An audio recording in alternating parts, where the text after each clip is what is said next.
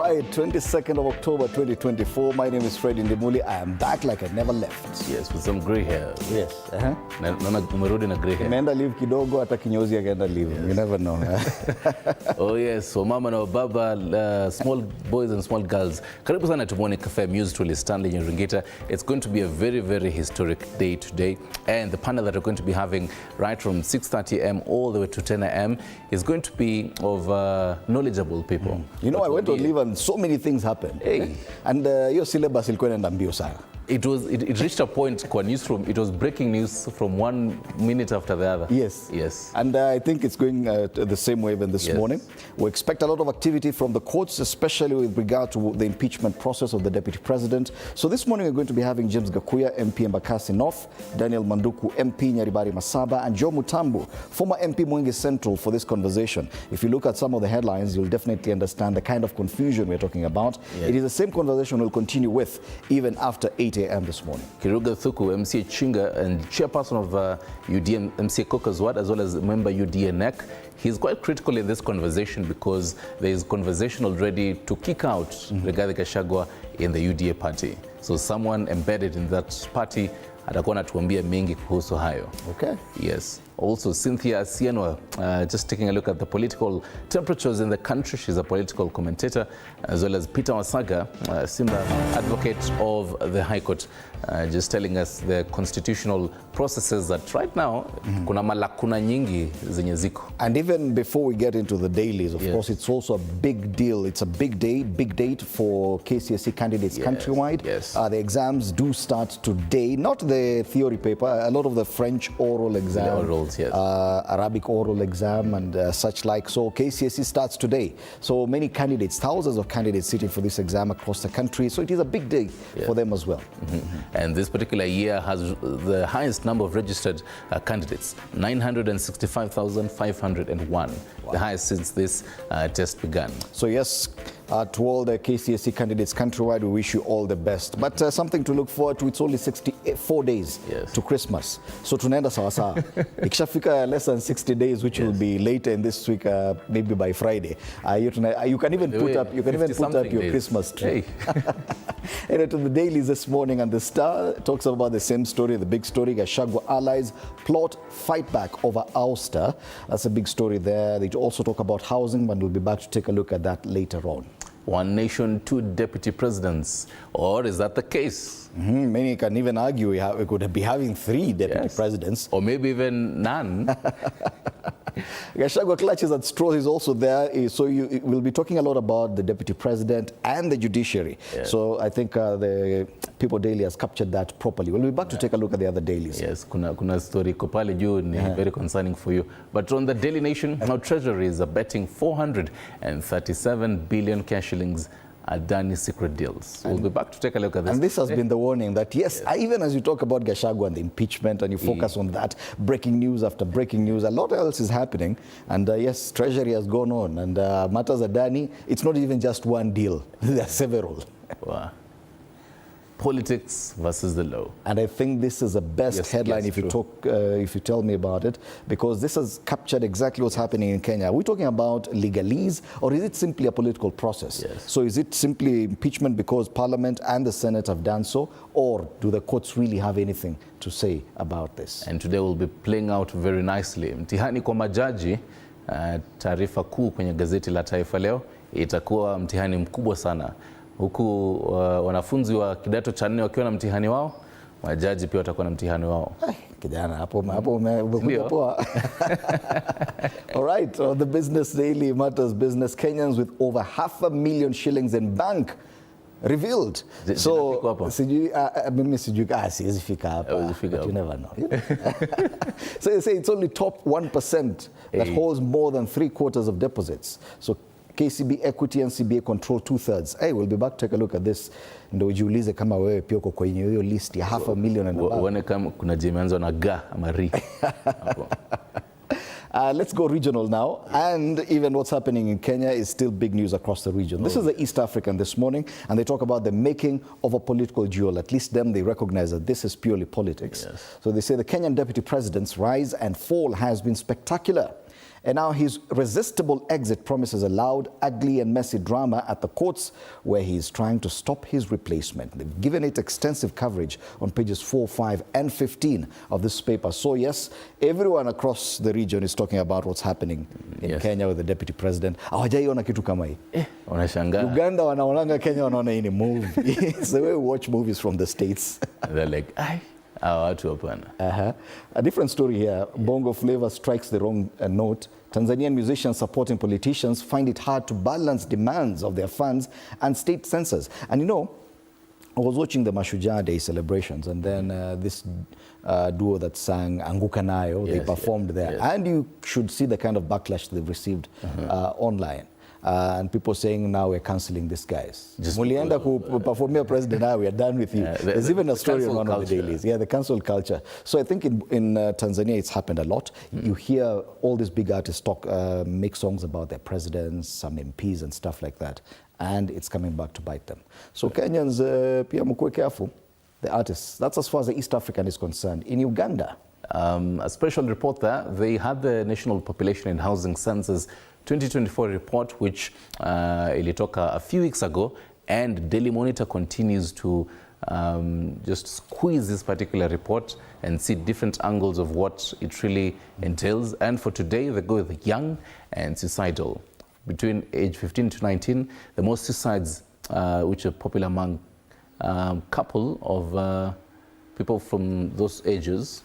They say this particular report shows that Uganda region had the most cases of suicidal thoughts, plans and attempts at 48,948, followed by Bunyoro with 39,390 and Busoga with 38,554. Those are definitely worrying statistics. People aged between 15 and 29, and the numbers here, close to 50,000 in one region in Buganda and 40,000 in the other. Bunyoro, 38,000 in Busoga. Accumulatively, that's a lot. This is something, and you see, we rarely talk about it in Kenya. I'm sure the numbers could actually be worse in Kenya.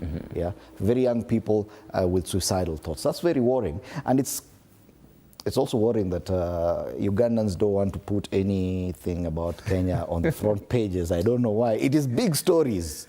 Yes.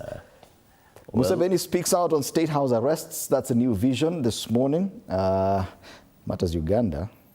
And down there, President pushes for boosting local medicine. A lot of the president on the front page. But nothing to do with Kenya. Let's take a look at Tanzania and see, yes, at least Tanzania, they actually look at Kenya na wanasema, ili inaendelea kwa wasema Gachagua apitishwa njia ngumu. Na kuna picha ya naibu wa rais wa Kenya hapo kwenye ukurasa wa mbele wa gazeti la Mwananchi kule Bongo.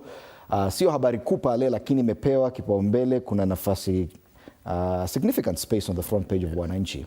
Lakini sasa habari kuu pale kwenye gazeti la Mwananchi wasema vijana kupenda kwa nukuu mashangazi. And kule Tanzania wanaoita mashangazi, Kenya wanaitwa anti-oharia. Anti-oharia, kuga.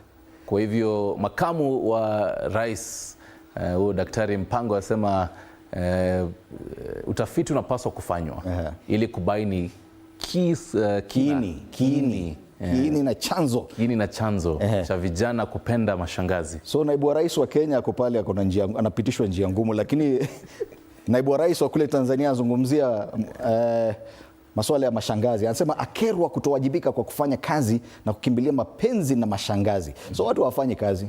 Vijana kule wametulia, iko haja gani ufanye kazi na kuna shangazi wa haria. Anasema aguswa na maadili ya vijana kushuka, agiza utafiti na mikakati ya kumaliza tatizo. Kweli ni tatizo? Something that you'll never... Hapa Kenya watu wanazungumzia, lakini utaipata kwenye kurasa wa mbele front page.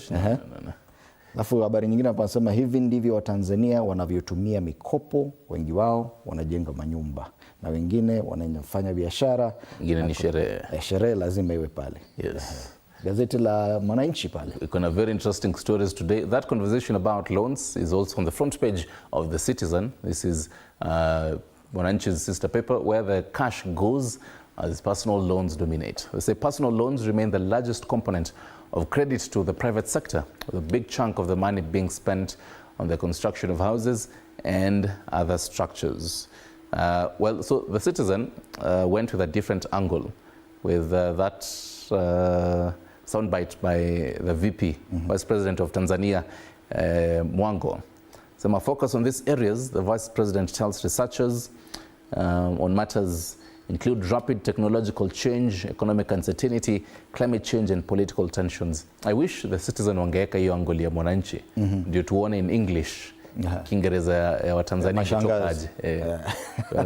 The loose translation in that place. It's interesting the kind of news you find on the front pages of other countries. In Kenya hiyo ni mambo tofauti sana. Tuangazie masuala ya weather. Yes. I have a two-tier way of looking at the weather today. I'll start off with a report, an outlook rather, by the Kenya Met Department for today all the way to the 28th, that's a whole week.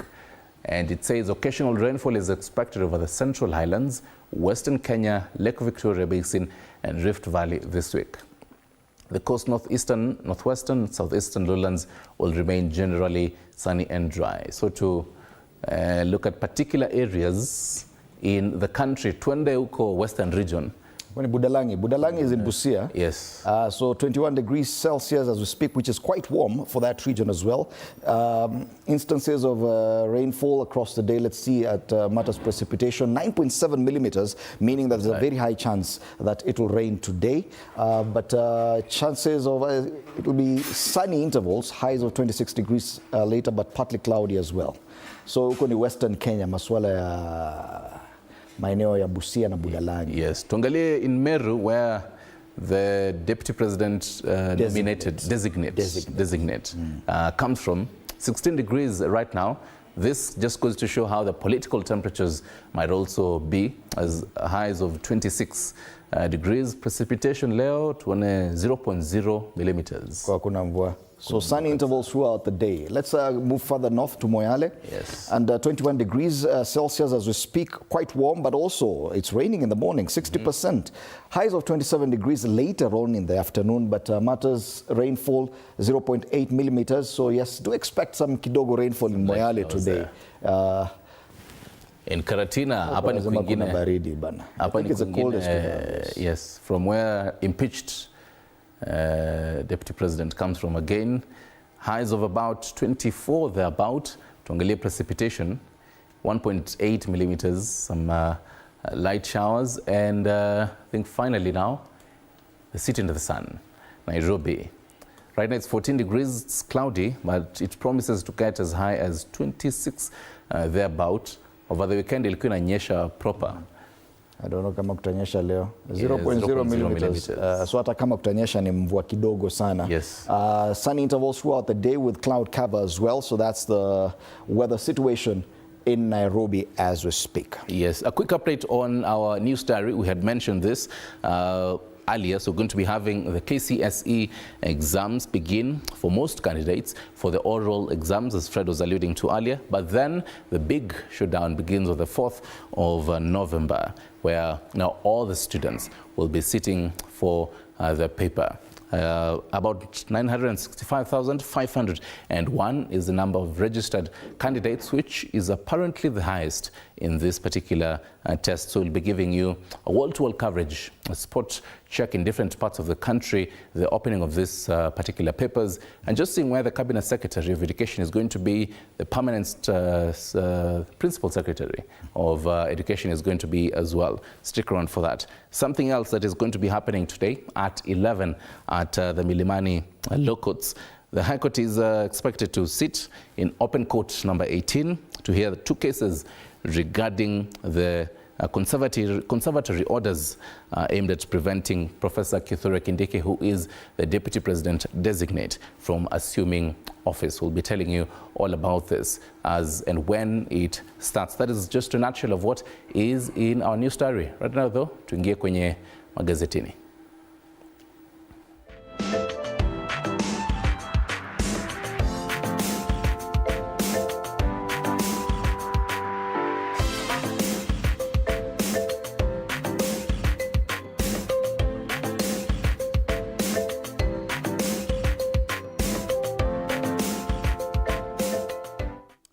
We start off with the Star.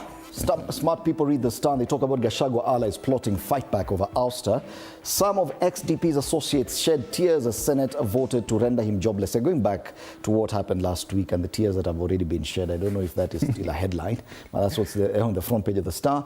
Loyalists vow divorce with president will be painful, hurtful and catastrophic. They appear to acknowledge the fact that yes, it's a divorce, it's the end is here, but hatuendi tu hivyo. Sasa hata mkienda kwa therapist divorce hivi. Hata msirudiane. Hii kama imeenda. Lakini we delete namba yake. We delete namba yake. We just move on. Block social media kiasi. Move on. Heal. Heal. The Star also gives a lot of space to this discussion. Affordable housing update. Stories on page 2. Remember, today is Tuesday. So it is a free copy of the Star. And the MyGov pullout inside pages. So this is a free copy. So yes, a lot of government projects on the front page. So they talk about the completed projects. Yes. But 1,189 units. This is coming on the backdrop of on Friday. There was this affordable housing update and panel discussion with the president, the CS Lands, as well as the principal secretary and stakeholders herein. So they're just giving an update on what was happening there. On the bottom scroll, why Raila anchors Ruto's re-election bid for 2027. That's a very interesting angle there. How does Raila play into the 2027 elections? Will he be there to support President William Ruto for re-election, or will he... That, again, has a lot to do with what will happen at AUC. I'm curious what he has to say about Gachagua's spilling of beans. Well, interesting. I was reading some very interesting stories over the weekend about what may have happened to former President Uhuru Kenyatta at the Kisumu airport sometime back in 2019. Very interesting. You should actually read more. KCSE put on the spot of a textbook mismanagement, and Alama's life-saving food for children runs out of stock by May next year. That's the Star this morning. On People Daily, they go the very different. They already seem to suggest that there are already two deputy presidents. But the big question is there a deputy president in the country right now? A substantive one, for that matter. Are there any deputy presidents in the country? Who is the deputy president? There's a cartoon that even explains that, because the thing is, they're talking about two DPs. One is the impeached deputy president. Now we have the deputy president designate, but because none of them can really claim that position right now, rightfully, during Mashujaa Day, the duty of the deputy president was taken over by the Prime Cabinet Secretary. So we could be having three, not actually. One nation, three DPs. Yes. So in a bizarre political development, both impeached Rigathi Gachagua and Interior CS Kindiki lay claim to Harambee House Annex. That story is on pages 4, 5 and 6, and we saw over the weekend quite a number of staffers working under the impeached deputy president was sent on compulsory leave. Yes. So watu wako nyumbani, and some of them, anyway.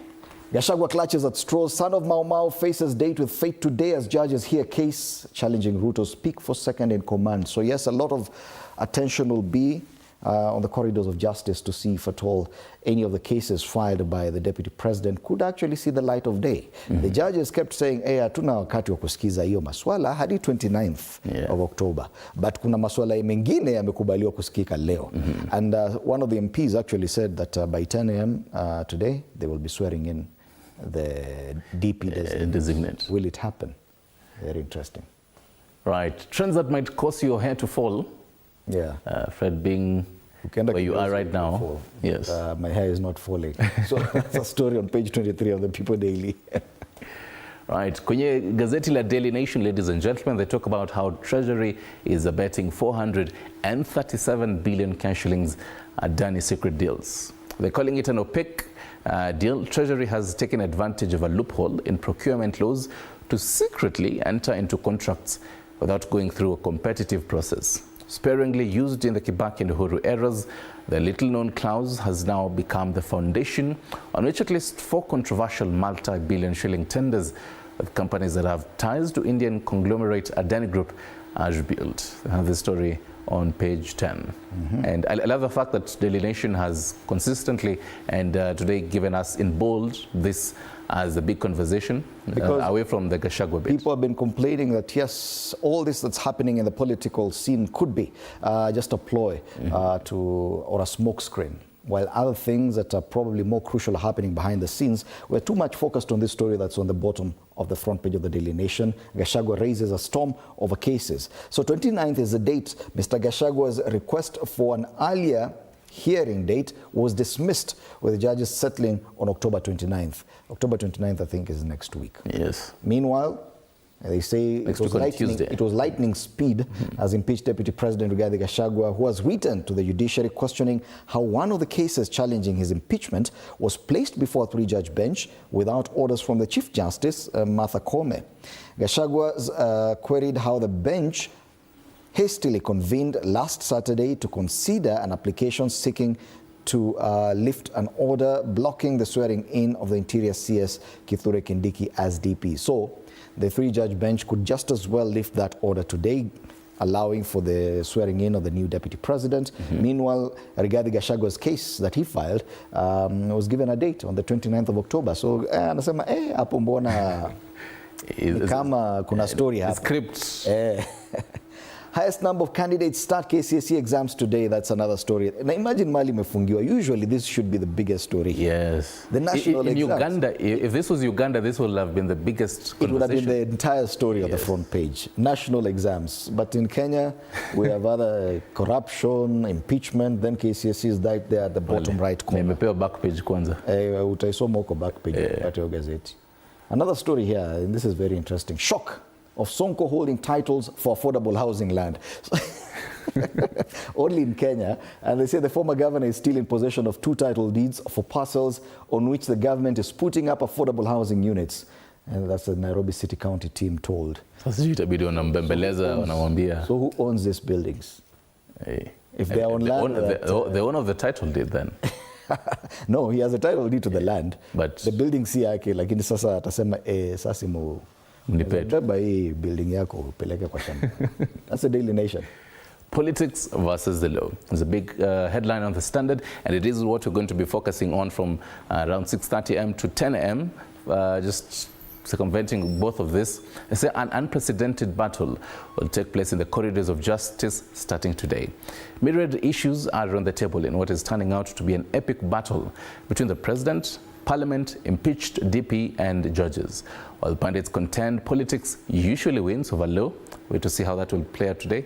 CJ Martha Koome and her officials have their work cut out. And there are pictures of all those representatives of the 3 arms of government, the executive with the president and his impeached deputy there. Pictures of the 2 speakers of the Houses of Parliament, Moses Wetangula of the National Assembly and Amason Jeffer Kingi of the Senate, and the CJ, that's the president of the Judiciary, right in the middle. So yes, 3 arms of government all represented here, and it's turning out to be an epic battle. Politics versus the law. Oh, yes. Something, other interesting conversations on the bottom. Some sad news this morning. Doubts cast of a body said to be of missing MCA. So the body was discovered in Lake Yahud, Wajir County on Saturday, but the burial has been halted until DNA tests are done. All right. There's another interesting story here. They talk about Wairimo, who dumped a salon to become human trafficker. So these are salonists who now, let's say, expanded into other areas of business.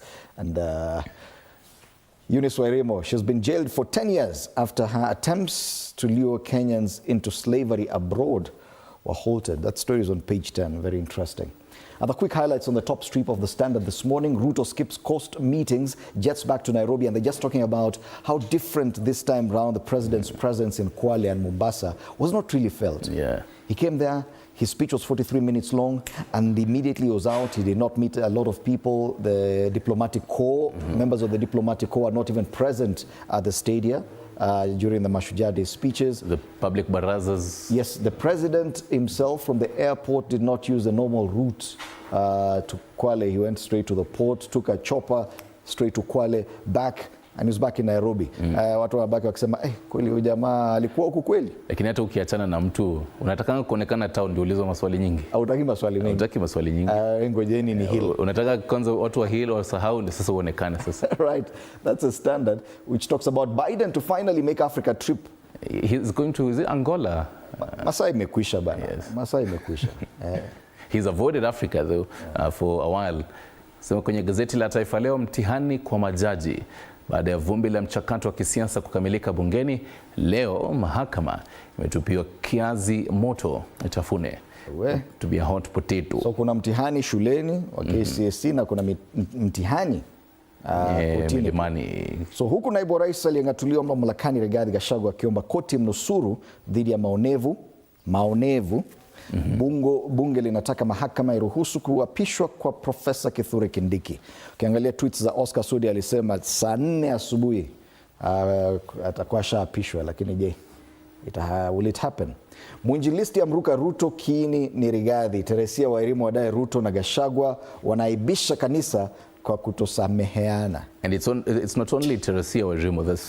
On Sunday a number of the representatives from the clergy came out to say hapana, hii presidency tuliwaombea tukijua ni watoto wa Mungu, lakini mbona wanakuja kutuambia sisi? Sent by the Lord himself. Wanakuja kutuambia sisi mbona? Sasa wanasema hapana. Wakiombea serikali walituita sisi. Waliwapigia kazi mlimani hususia hotuba ya rais.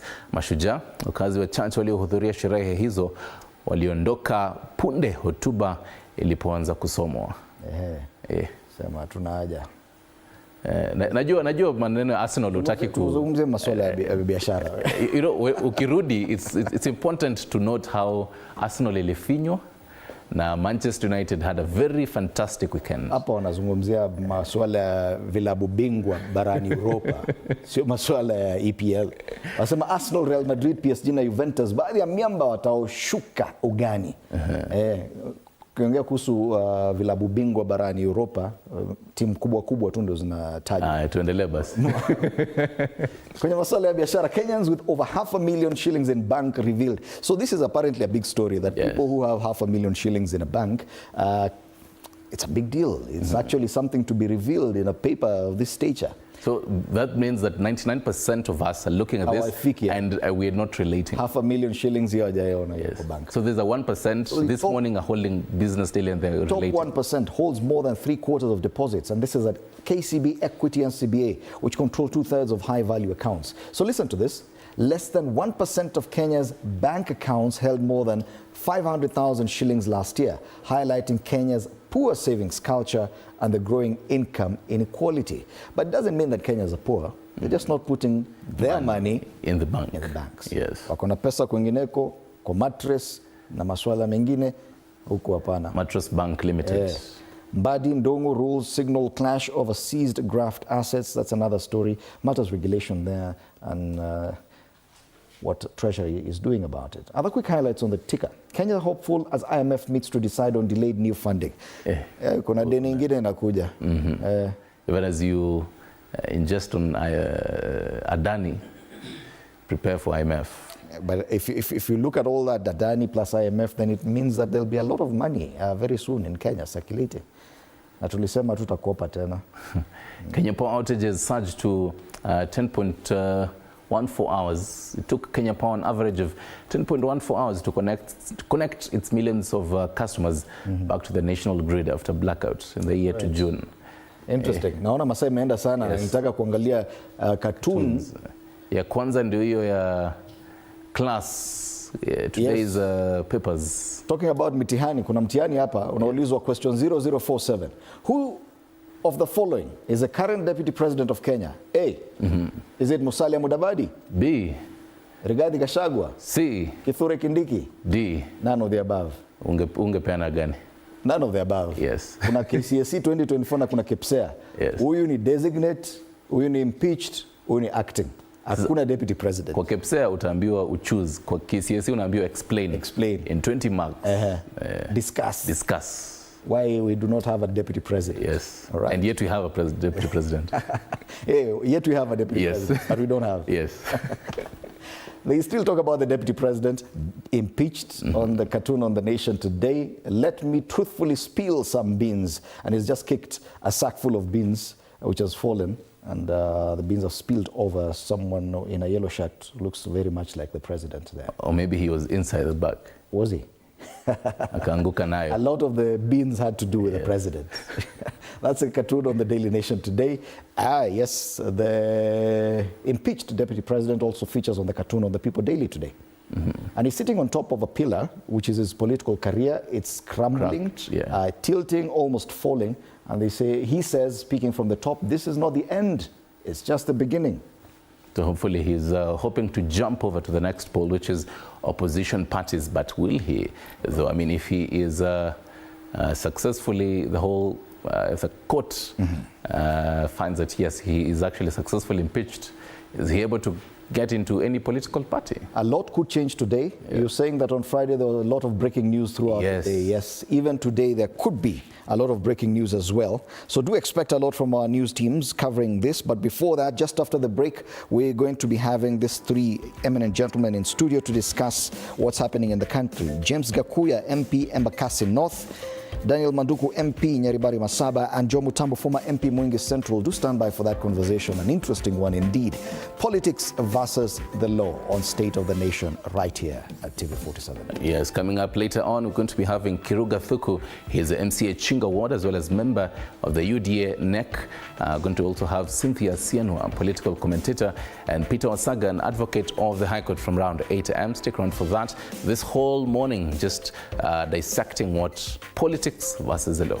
Remember, it's also 64 days to Christmas, so sherehe imeanza. Yes, anza kutafuta mbuzi sahi. Nunua Christmas tree sahi ikiwa by the way. All right, let's take a break. We'll be back after this. Meanwhile, you can be part of all the conversations this morning on X at TV47 News and on Facebook, TV47 Kenya. Weka remote hapo, tunarudi.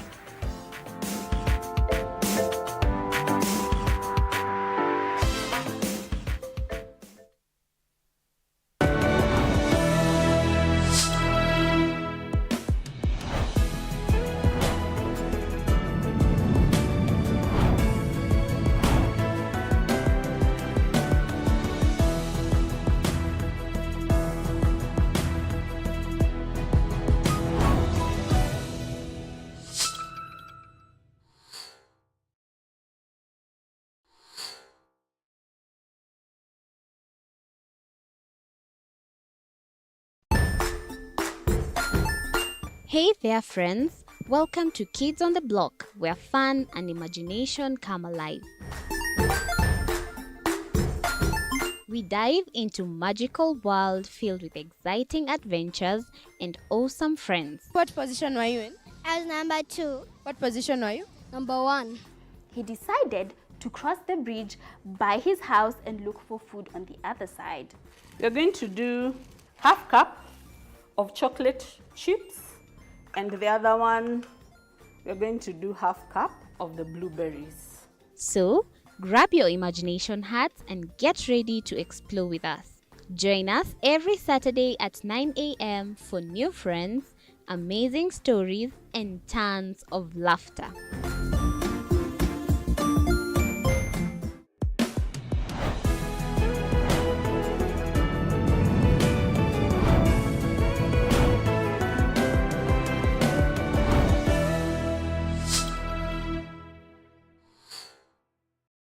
Join us as we explore the journeys of those who defy the odds and break barriers. We dive deep into the stories of triumph. Sometimes when parenting a child with a special need or whatever disability, family life becomes a bit complicated and you may end up raising the child on your own. Here, we inspire. I have a farm which one we showcase with other dyslexic youths and autism, how to farm. Motivate. It's never easy, but what we do, the best thing is to work with another parent who has an elder child than yours. And break through the barriers one story at a time. Push your boundaries beyond the limit. Saturdays at 8 p.m.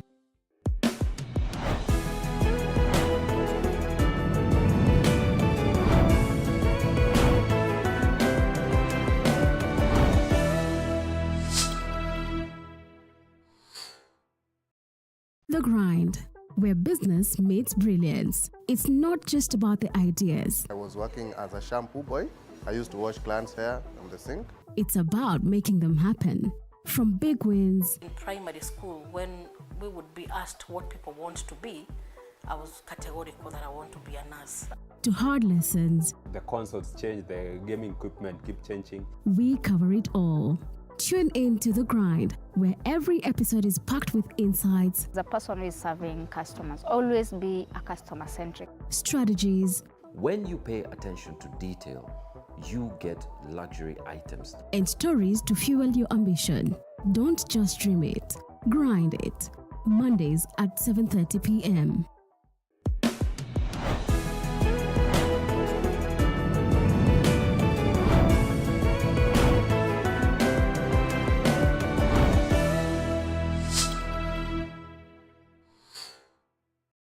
Jiunge nasi tunapoangazia safari za viongozi bora.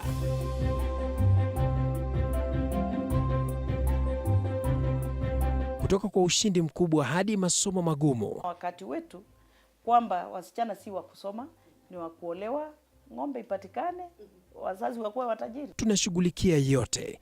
I wish I were a better investor. My parents taught me how to look for things for myself.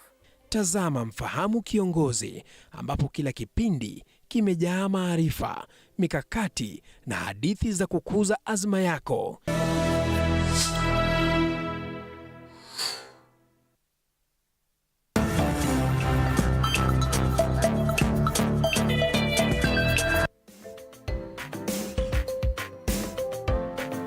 All right, welcome back and good morning once again. My name is Freddie Ndimuli. It's time for us to take a look at the big headlines this morning on State of the Nation right here at TV47. The big headline on the front page of the Standard is politics versus the law, and that's a big discussion. Of course, the juxtaposition of what's happening in all the three arms of government and how they connect and how that story weaves into one big narrative is what we should be talking about. But a lot is happening elsewhere. Allow me to introduce my panelists this morning, starting on my immediate right, Daniel Manduku, MP Nyaribari Masaba. Good morning. Good morning and morning viewers. Next to Bwana Manduku, we have Joe Mutambo, former MP Mwingi Central. It's good to have you in studio, sir. Karibu sana. Thank you for having me. And on extreme right, we have James Gakuya, MP Embakasi North. Also good to have you in studio. Karibu sana. Thank you.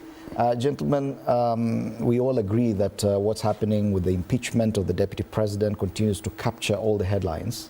Yet there's so much else happening. There's been a lot of debate on whether or not this political circus is just a smokescreen to hide what's happening behind the scenes. And the Daily Nation has done us justice. They talk about how Treasury is abetting 437 billion shilling Adani secret deals. That is one. On the same page, we have the highest number of candidates starting KCSE exams today. These are stories that ideally should be given more prominence on the front pages, but of course the impeachment of the deputy president is still getting a lot of prominence. So let's start from there. There's KCSE on one side. You may choose to wish the students well, but I'd want us to focus on what the Daily Nation has decided to go with first.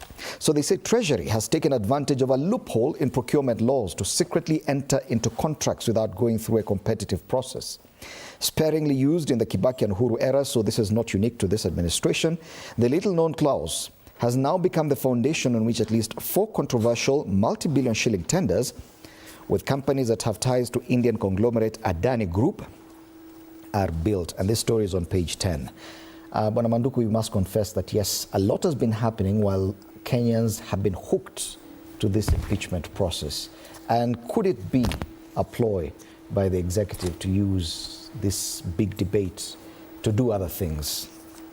Thank you, Fred.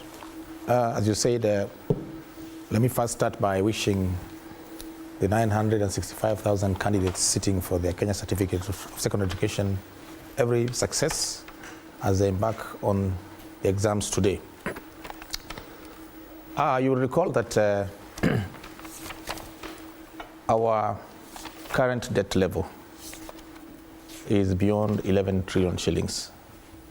You'll also recall that due to the failure of the passage of the Finance Bill 2024, we have a large hole in terms of our funding capacity, especially in infrastructure projects. You'll also recall that due to past borrowings, about 70% of our revenue today is used to pay debt. And so there's nothing wrong with getting other financing models.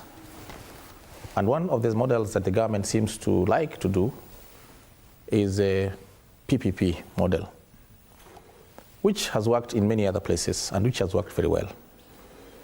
But it is sad that even with all the outcry and all the concerns that citizens have raised and even leaders have raised, the National Treasury doesn't seem to respond to the concerns.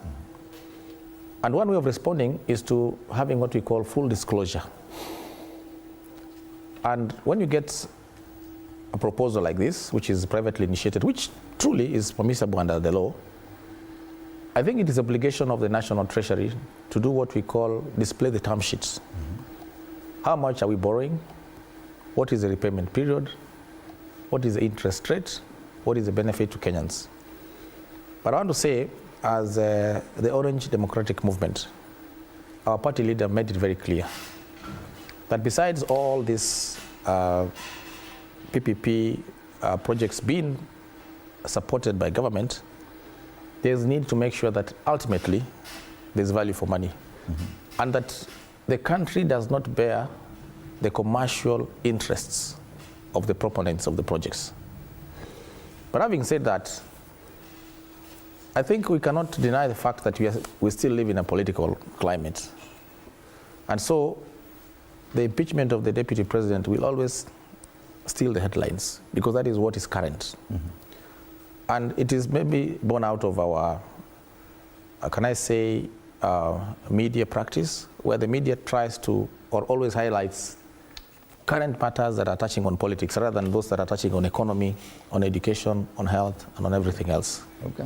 So yes, of course, all these big things are being hidden. But I think it's just coincidental. It's not, I don't think it's deliberate. It's just that the two are coming at the same time. And there's no... It's also curious that even your party leader chose to comment on this and even give a very positive... Truth be said, despite the public outcry during the same time, which may have escaped many people's attention. Truth be said, and Mheshimiwa Gachagua sits with me in Parliament, the parliamentary committees are actually probing all these matters on a daily basis.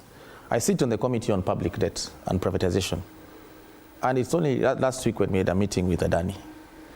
But somehow the press does not highlight that on page 1. They don't even put it in page 3, but they highlight issues to do with the impeachment from page 1 to page 10. Okay. Bwana Mutambu, the Daily Nation has used the word secret in the deals that the Treasury is engaging with this Adani Group conglomerate. So they say that the Public Procurement and Disposal Act, which first came into effect on January 1st, 2007, was praised as a game changer in the war on tender corruption. But the legislation, which received local and international acclaim for its attempts to cap graft in lucrative public tenders, also introduced a back door through which government agencies could secretly enter into negotiation without going through a competitive process while dodging oversight by the public procurement regulator. Now, this should be a cause for concern. Many people are saying, oh, fine, the PPP way of handling matters probably should be the way to go. But the public outcry is also very clear. We've seen in the last couple of weeks the kind of public sentiment with regard to big discussions, including the impeachment of the deputy president. But it would appear no one is listening to the public.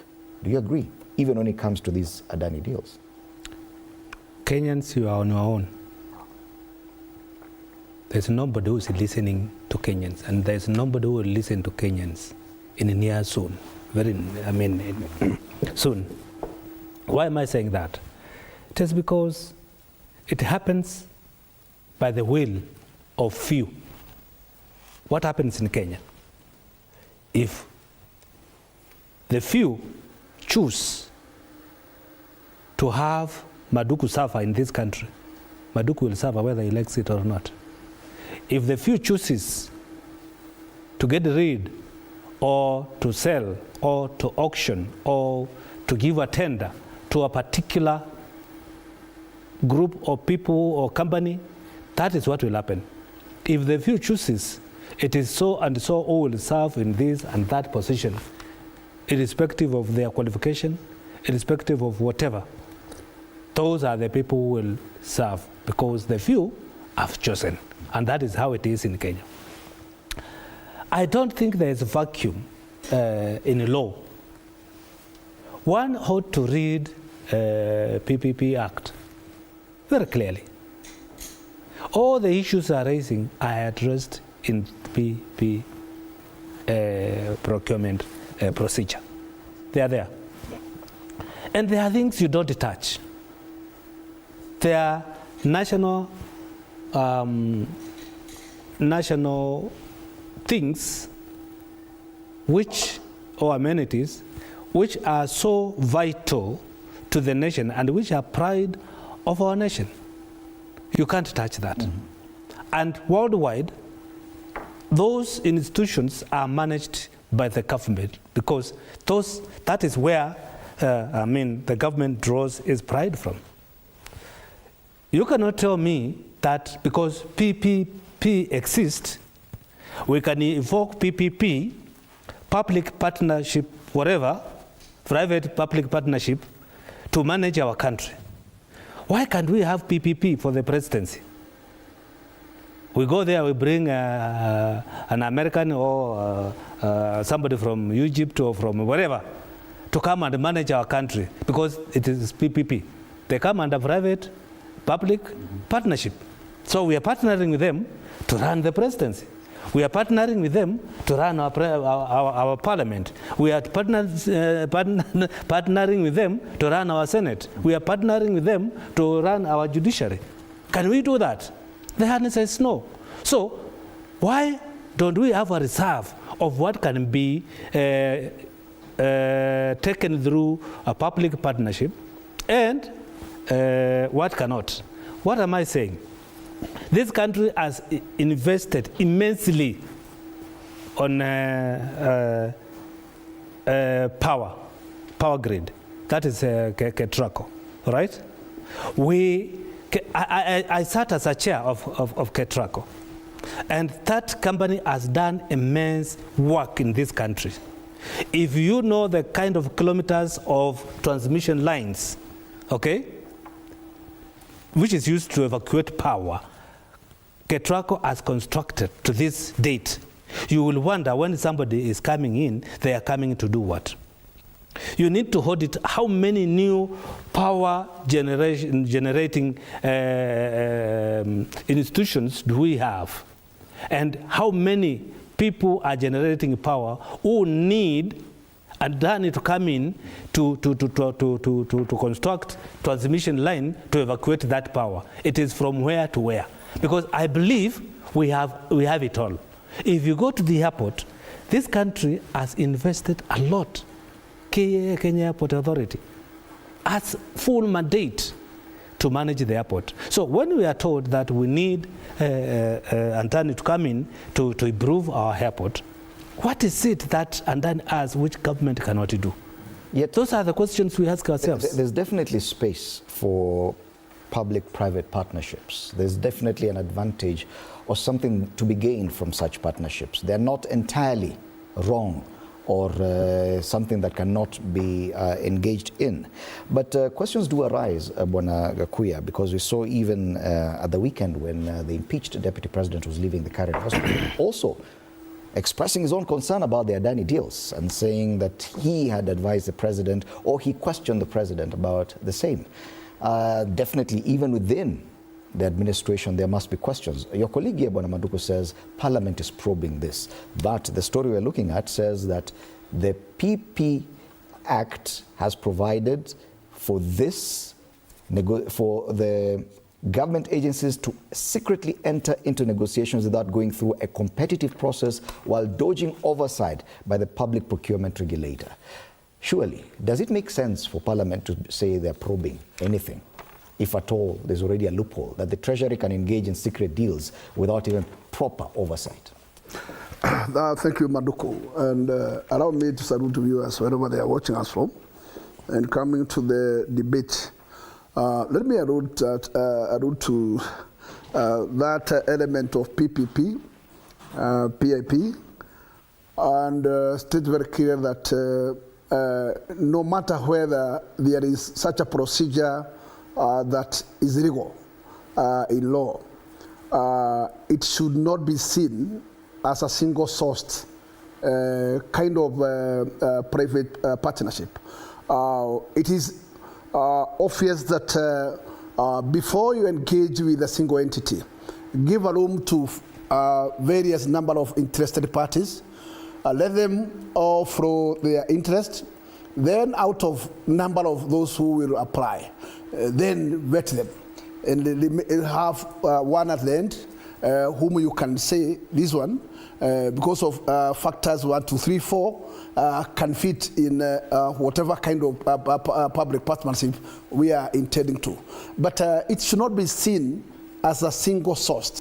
In the point we are in, nobody has clearly stated how Adani was allowed to be the sole contractor or a partnership with the government on matters to do with the Kentraco, matters to do with the airports, Jomo Kenyatta Airport, and those other issues to do with SHA. And this leaves many questions unanswered. Because at one point when the Treasury was put on the spot, the Treasury communicated that they were not clear. And there's no single PPP which can be able to sail through without passing through the board. And the board is anchored at the Treasury, which deals with public partnership project. In this case, it tells you there were things that were done under the carpet, even in the absence of the Treasury. I would say that, in fact, after the outcry, now the Treasury seems now to be on the page, and now they seem to have owning it, because the CS Treasury now, the other day, indicated that he's also in the support of the program. But initially, this program was negotiated in the absence of the procedure. And we can't be able to tell, was it negotiated at the State House? Was it negotiated where? Nobody could be able to state where. I can say, as we speak, it is the time now when these processes are now trying to be put on the line. But there before, nothing was within the procedure. Right. And this was the biggest question, why that actually we can allow things to be discussed even out of the procedure, where even Treasury, the one which is entrusted with these kind of processes, is out of the picture. Okay. Yeah. This story here says that currently under Section 114A of the Public Procurement and Disposal Act, the SPPP allows government institutions to engage private sector players for contracts without having to make public the decision or its details. Bwana Manduku, you say that Parliament, the National Assembly, through its committees, is already engaged in trying to probe some of this. If at all there's a provision in the law that allows this to go on, then what is Parliament's role? And what exactly are you probing? And what quality can we as Kenyans hope to get from this probe that Parliament is carrying out? You forget that one of the main reasons why Parliament exists is to oversight. And through its oversight powers, it can sanction. Parliament has the powers to even stop the proceeding of these contracts. If you remember, I think a few days ago, the Public Accounts Committee and the Public Investments Committee actually put a hold on one of the projects. And so I think all is not lost. And don't forget that most of these projects, to the best of my knowledge, and to the replies given by the CS for Treasury, are still at very preliminary stages. Someone initiates a privately initiated proposal, brings it to the procuring entity. The procuring entity goes through it, does an assessment, and gives its conditions. And most of these projects, to the best of my knowledge, are at that stage. these conditions are precedent to signing or inking of the deals. So I can tell you, none of these deals has been inked.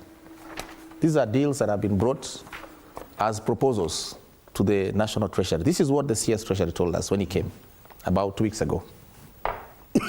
And so I'm comfortable that now that the public is also asking for this, we shall insist on a public participation. Is it an issue or a weakness in the law? The Daily Nation calls it a loophole. The fact that we have a section, that 114A, that allows government institutions to engage private sector players for contracts without having to make public the decision of its details. In our current constitution dispensation, is this the way it should be? That provision actually goes against the spirit of the Constitution. There's an express provision in the Constitution where information is supposed to be shared. And so that particular clause goes against that. And in such a circumstance where there's a conflict between the law and the Constitution overrides. And that is why you even have this information in public.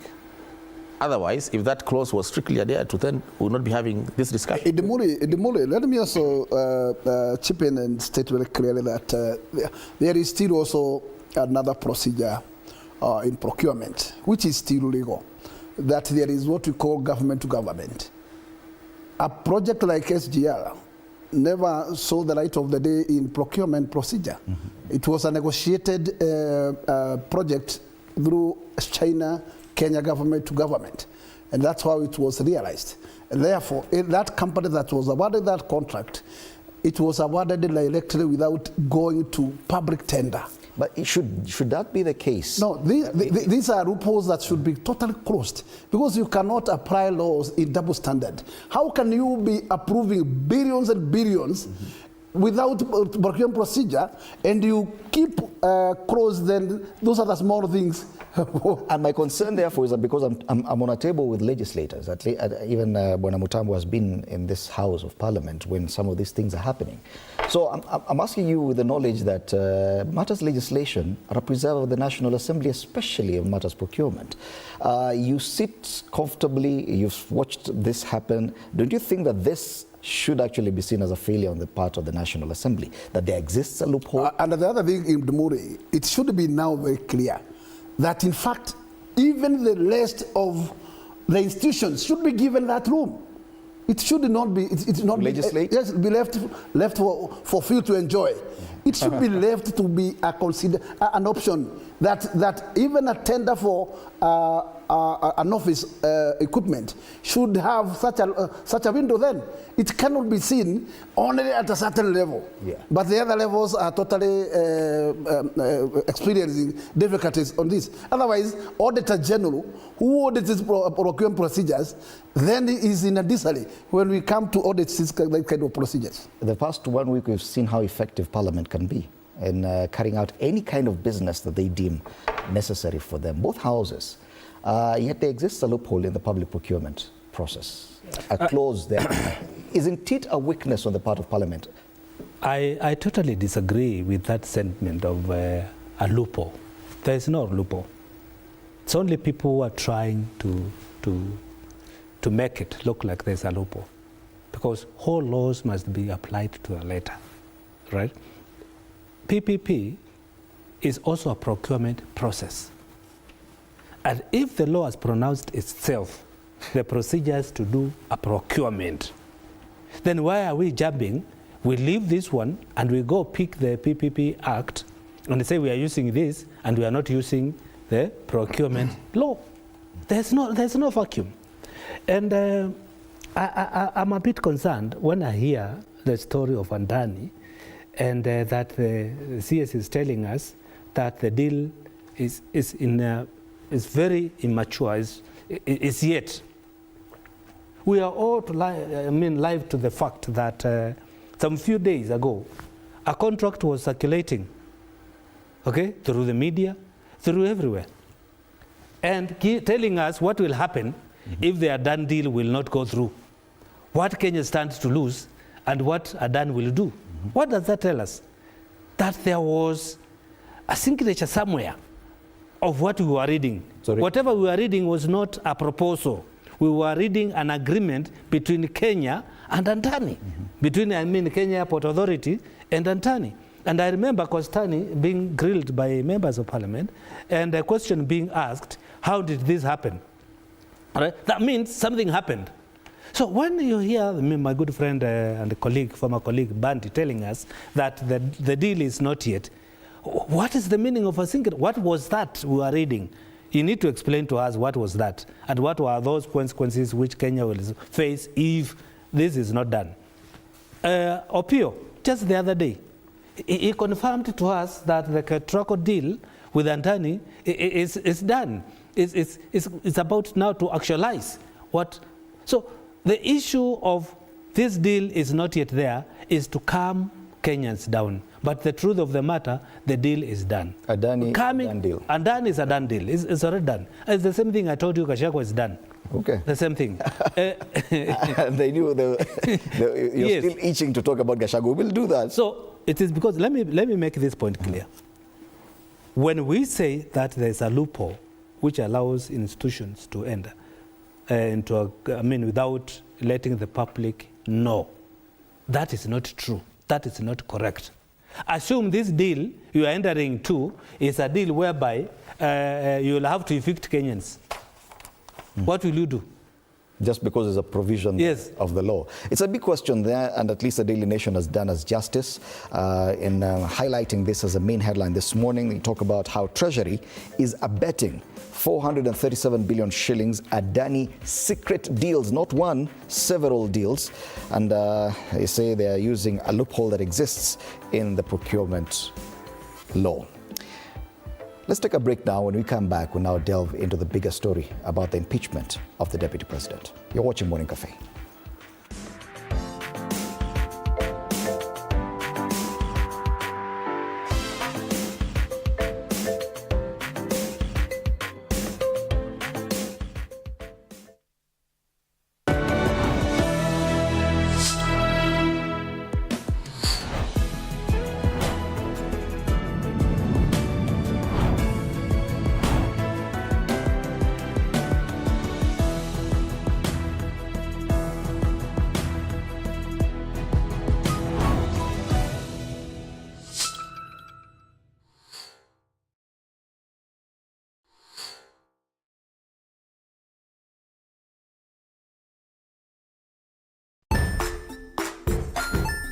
Hey there, friends. Welcome to Kids on the Block, where fun and imagination come alive. We dive into magical world filled with exciting adventures and awesome friends. What position were you in? I was number 2. What position were you? Number 1.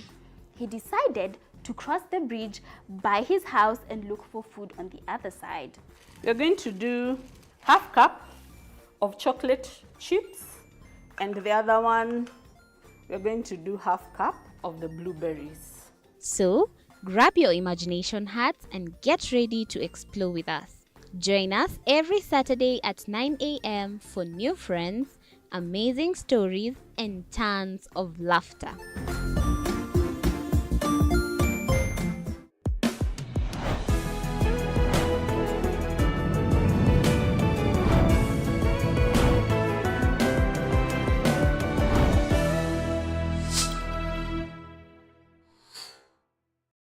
Join us as we explore the journeys of those who defy the odds and break barriers. We dive deep into the stories of triumph. Sometimes when parenting a child with a special need or whatever disability, family life becomes a bit complicated and you may end up raising the child on your own. Here, we inspire. I have a farm which one we showcase with other dyslexic youths and autism how to farm. Motivate. It's never easy, but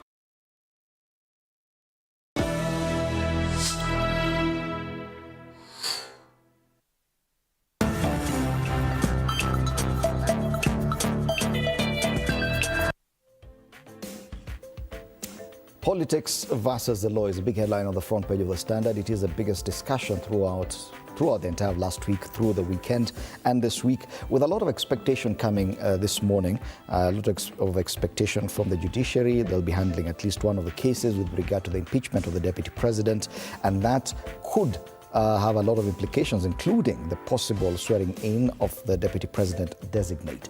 So the Standard says that it is an unprecedented battle that will take place in the corridors of justice starting today.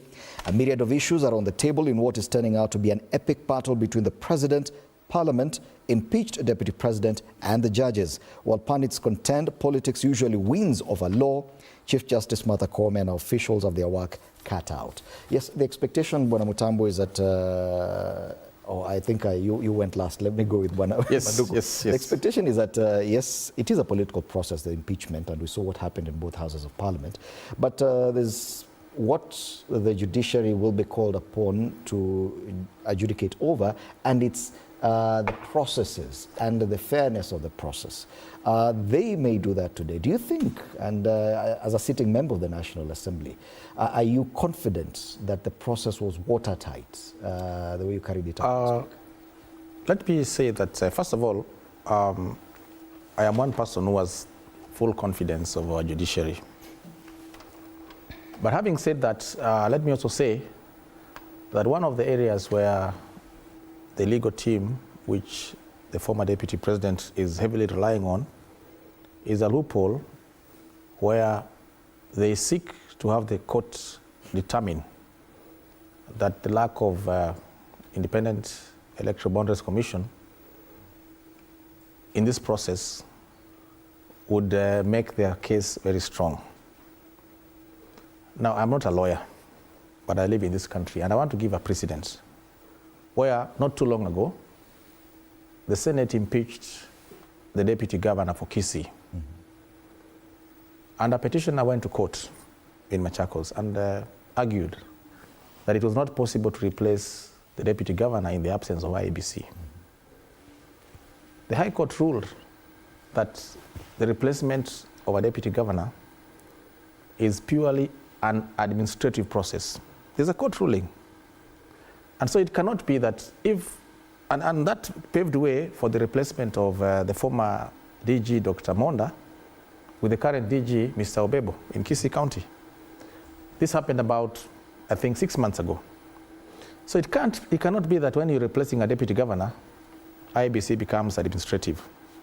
When you're replacing the deputy president, then IEBC is not constituted legally without the commissioners. But having said that, I feel that in as far as the Constitution is concerned, both the National Assembly and the Senate followed the law. And I said it here before. Impeachment is a tool that is used in oversight. It is not about proving anything beyond reasonable doubt. It is not about balance of probability. It is about politics. And let me say this, whatever the court rules today or tomorrow or in subsequent days will be purely academic. It will be charting a new, if there's any loophole or if there's any step that was missed. So there is a possibility. It will be just saying in the future. It is unprecedented. It will be an advisory because this is an area that I said is new. Yes, even the National Assembly. But in as far as we are concerned, for the first time, the threshold was met both at the National Assembly and at the Senate. Okay. There's a question of fairness, Bwana Gakuya. Many people feel that, or some people feel that the deputy president did not get an opportunity to present himself or to defend himself, especially at the Senate. The issue of timelines, the hurried nature of the process, and definitely the deputy president, the impeached deputy president feels that a lot that happened may have been skewed to ensure that the process was unfair to him. Do you feel that even as a member of the National Assembly, there are issues of fairness that will come up for adjudication before the judiciary? Adumuri, let me say, as a citizen,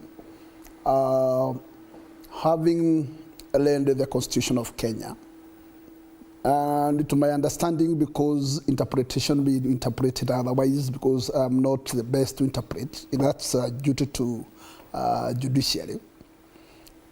There is a clause in the element of removal of either president or deputy president or any other holder of a public office of fair process.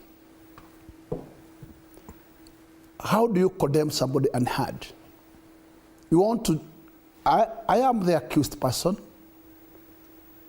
You are the judge, and you want to determine as a fair body. And a fair body is where now you take your matter to judiciary, because there is a prosecutor and there is a defense. And the judge should be neutral to reason both sides, prosecution to make their case, and defense to defend their case. In this one, you want to judge and determine my case in my absence without even giving me a single moment to hear me. Whether the law does not require me in person, when my defense team puts a case that, and it was true that the Deputy President was in the Senate in the morning session, and it's only after lunch that he didn't come back. And his lawyer stood to say, allow me just to find where the Deputy President is. And the report was sent back that the Deputy President has gotten an ill and has been hastened to a hospital. Any fairness of a judiciary, even today, there is no judiciary in Kenya that can be able to allow a criminal case to proceed without the accused person giving a go-ahead to his defense team to proceed with the matter in his absence. Otherwise, the court will just postpone the matter until that person is at the bench. And that is the fairness. And in this case, I don't think that actually the Senate was in that big hurry that the matter was to be concluded by the midnight and gazettement to be done the same day. And this was, I can say, the hurry was, it was predetermined process that already the National Assembly already was already constituted at a sitting on Friday, which was a special sitting, to discuss nothing else but the outcome of the Senate. In this case, there was no room to give the Deputy President even a day for a week. Then, because of what? Because then, by doing so, you are going to make everything else fall according to the plan. And do we really started to say that we must fulfill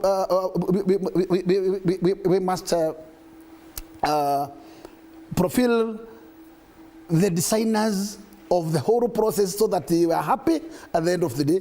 Or as a Senate, as a House, was at least to have what we call wisdom to decide, can we even allow this accused person a day, a loom of a day, so that in fact we know his fate by tomorrow, and then we can be able to summarize the process. Okay. But this could not happen, because the 5 minutes that the Senate, the Speaker of the Senate asked, he went to consult. And then you can ask yourself, where did he went to consult? And then the response was, the matter has to be concluded.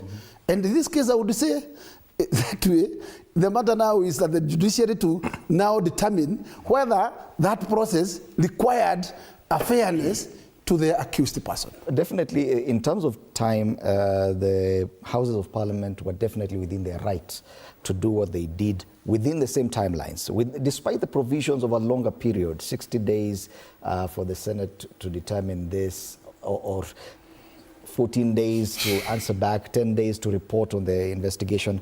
They still fitted within that. But it did not escape the attention of Kenyans that there appeared to be a lot of rush to have a new deputy president sworn in before Mashujaa Day. That did not happen. Now we are post Mashujaa Day, and many people are asking, okay, fine, if that was the hurry, it should no longer be there. Why can't we allow the process to go through a proper scrutiny even before the judiciary? There appears to be a rush even to get a judgment to lift the orders that were blocking the swearing in this morning, because some MPs are already tweeting that by 10 a.m. this morning the new deputy president will have been sworn in. Already they have already it is known. Yes. The outcome is like it's already known. Then why the rush, Madam Mutami? I disagree in totality with what is being said here. But before I go to that contribution, for the benefit of Kenyans, because this is a national television, and we have taken ourselves through a procedure of PPP, and we have given some clues that there is a room. Allow me to clarify this. In public partnership proposals, private partnership projects, there's what we call step-by-step on PIPs, that is privately initiated proposals. In step 4, it says that there's a criteria of evaluation of those proposals. Once somebody brings a proposal, the procuring entity or contracting entity must prepare a procedure on how to evaluate that proposal. And step 4A, it talks about public interest criteria. So there's nowhere somebody can come and say, we are going to do this without involving the public. I just wanted to clarify that. On this politics versus law, the law is very straightforward. And if I was a judge seated somewhere, I would not even worry what people are saying or thinking, because everything is per the book, right? And allow me to tell you, to tell Kenyans, I know the wish of those who brought the impeachment for Gachagua, what they want. And you know, sometimes we were told if wishes were horses, even beggars would ride them. But when it comes to the law, it is totally different. And I want to tell you today here, those who are thinking it will be happened tomorrow, this journey will be long. The Gachagua impeachment journey, where it has the route it has taken, that route is not short. And there are no shortcuts in that route. It is long. It is long because the threshold today is that they will start from the High Court. And what I want to assure you is that after the outcome of High Court, whoever feels that they have not been served well, it is within their constitutional right to go to Court of Appeal. Right? So that is another step. We are on this step today. When this matter is finished, we don't know when, in High Court. Whether it is the government loses or it is Gachagua losing, they will go to the next. The next is Court of Appellate Court. From there, whoever feels, when the matter has been discussed and finished, whoever feels that their rights were infringed or they did not get what they wanted, there is another room, there is another court, the Supreme Court. All right? So I am seeing this matter going from High Court to Court of Appeal to Supreme Court. Are you saying you don't see the possibility of a DP designate being sworn in? My good friend Kithure Kindiki, actually I'm very happy for him because he's my neighbor, he's my good friend. Very happy for him. And is one of the best Kenyans who would serve very well, being a very humble person, somebody who goes very well with everybody. Kindiki comes here, he will suit with you. It doesn't matter, unlike other people who they feel that they are in a class of their own. Kindiki is across the board, and I'm very happy for him. The only challenge I'm seeing is what we are talking about today, politics versus law.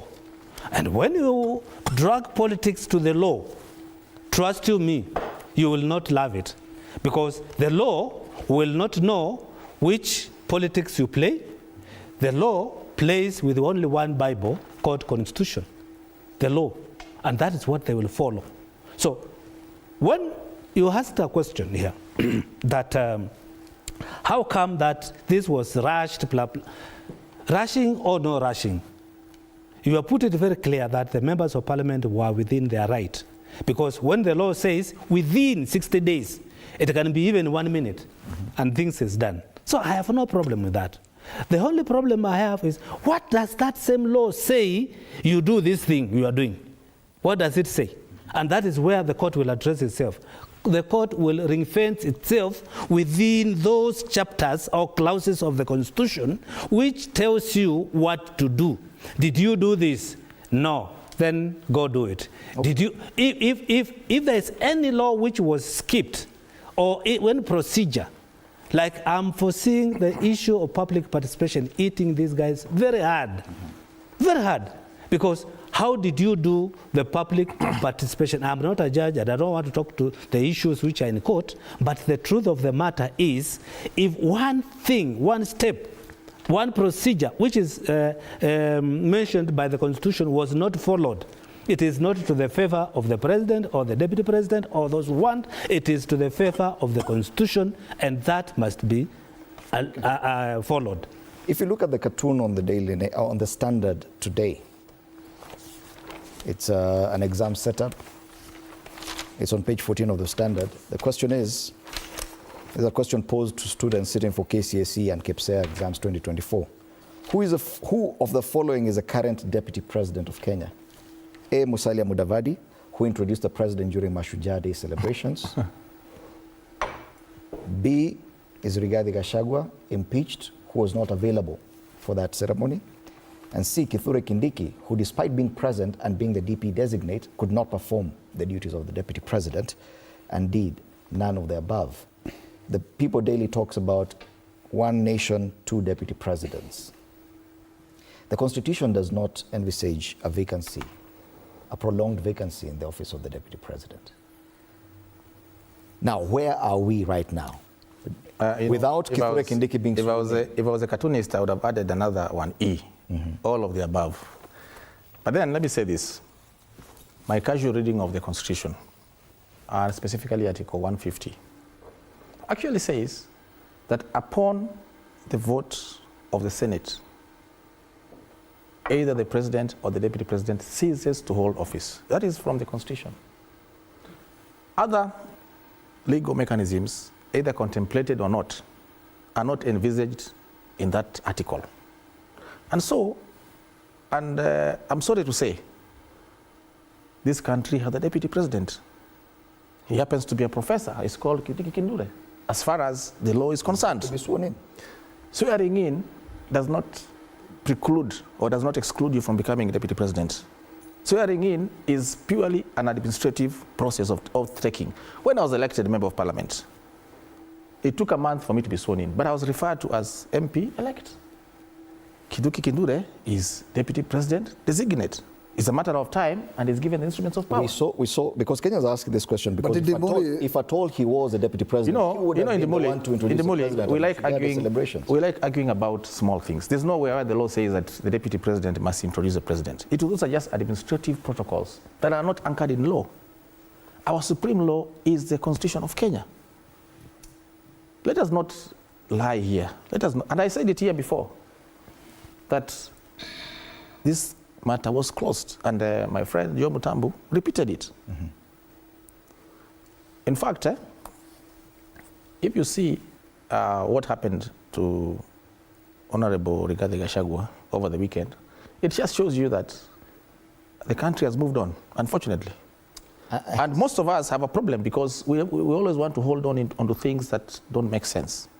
I'm a member of parliament. Maybe one day I lose my seat and I will want to still imagine that I'm a member of parliament. No. The deputy president is Professor Kindiki Kindure.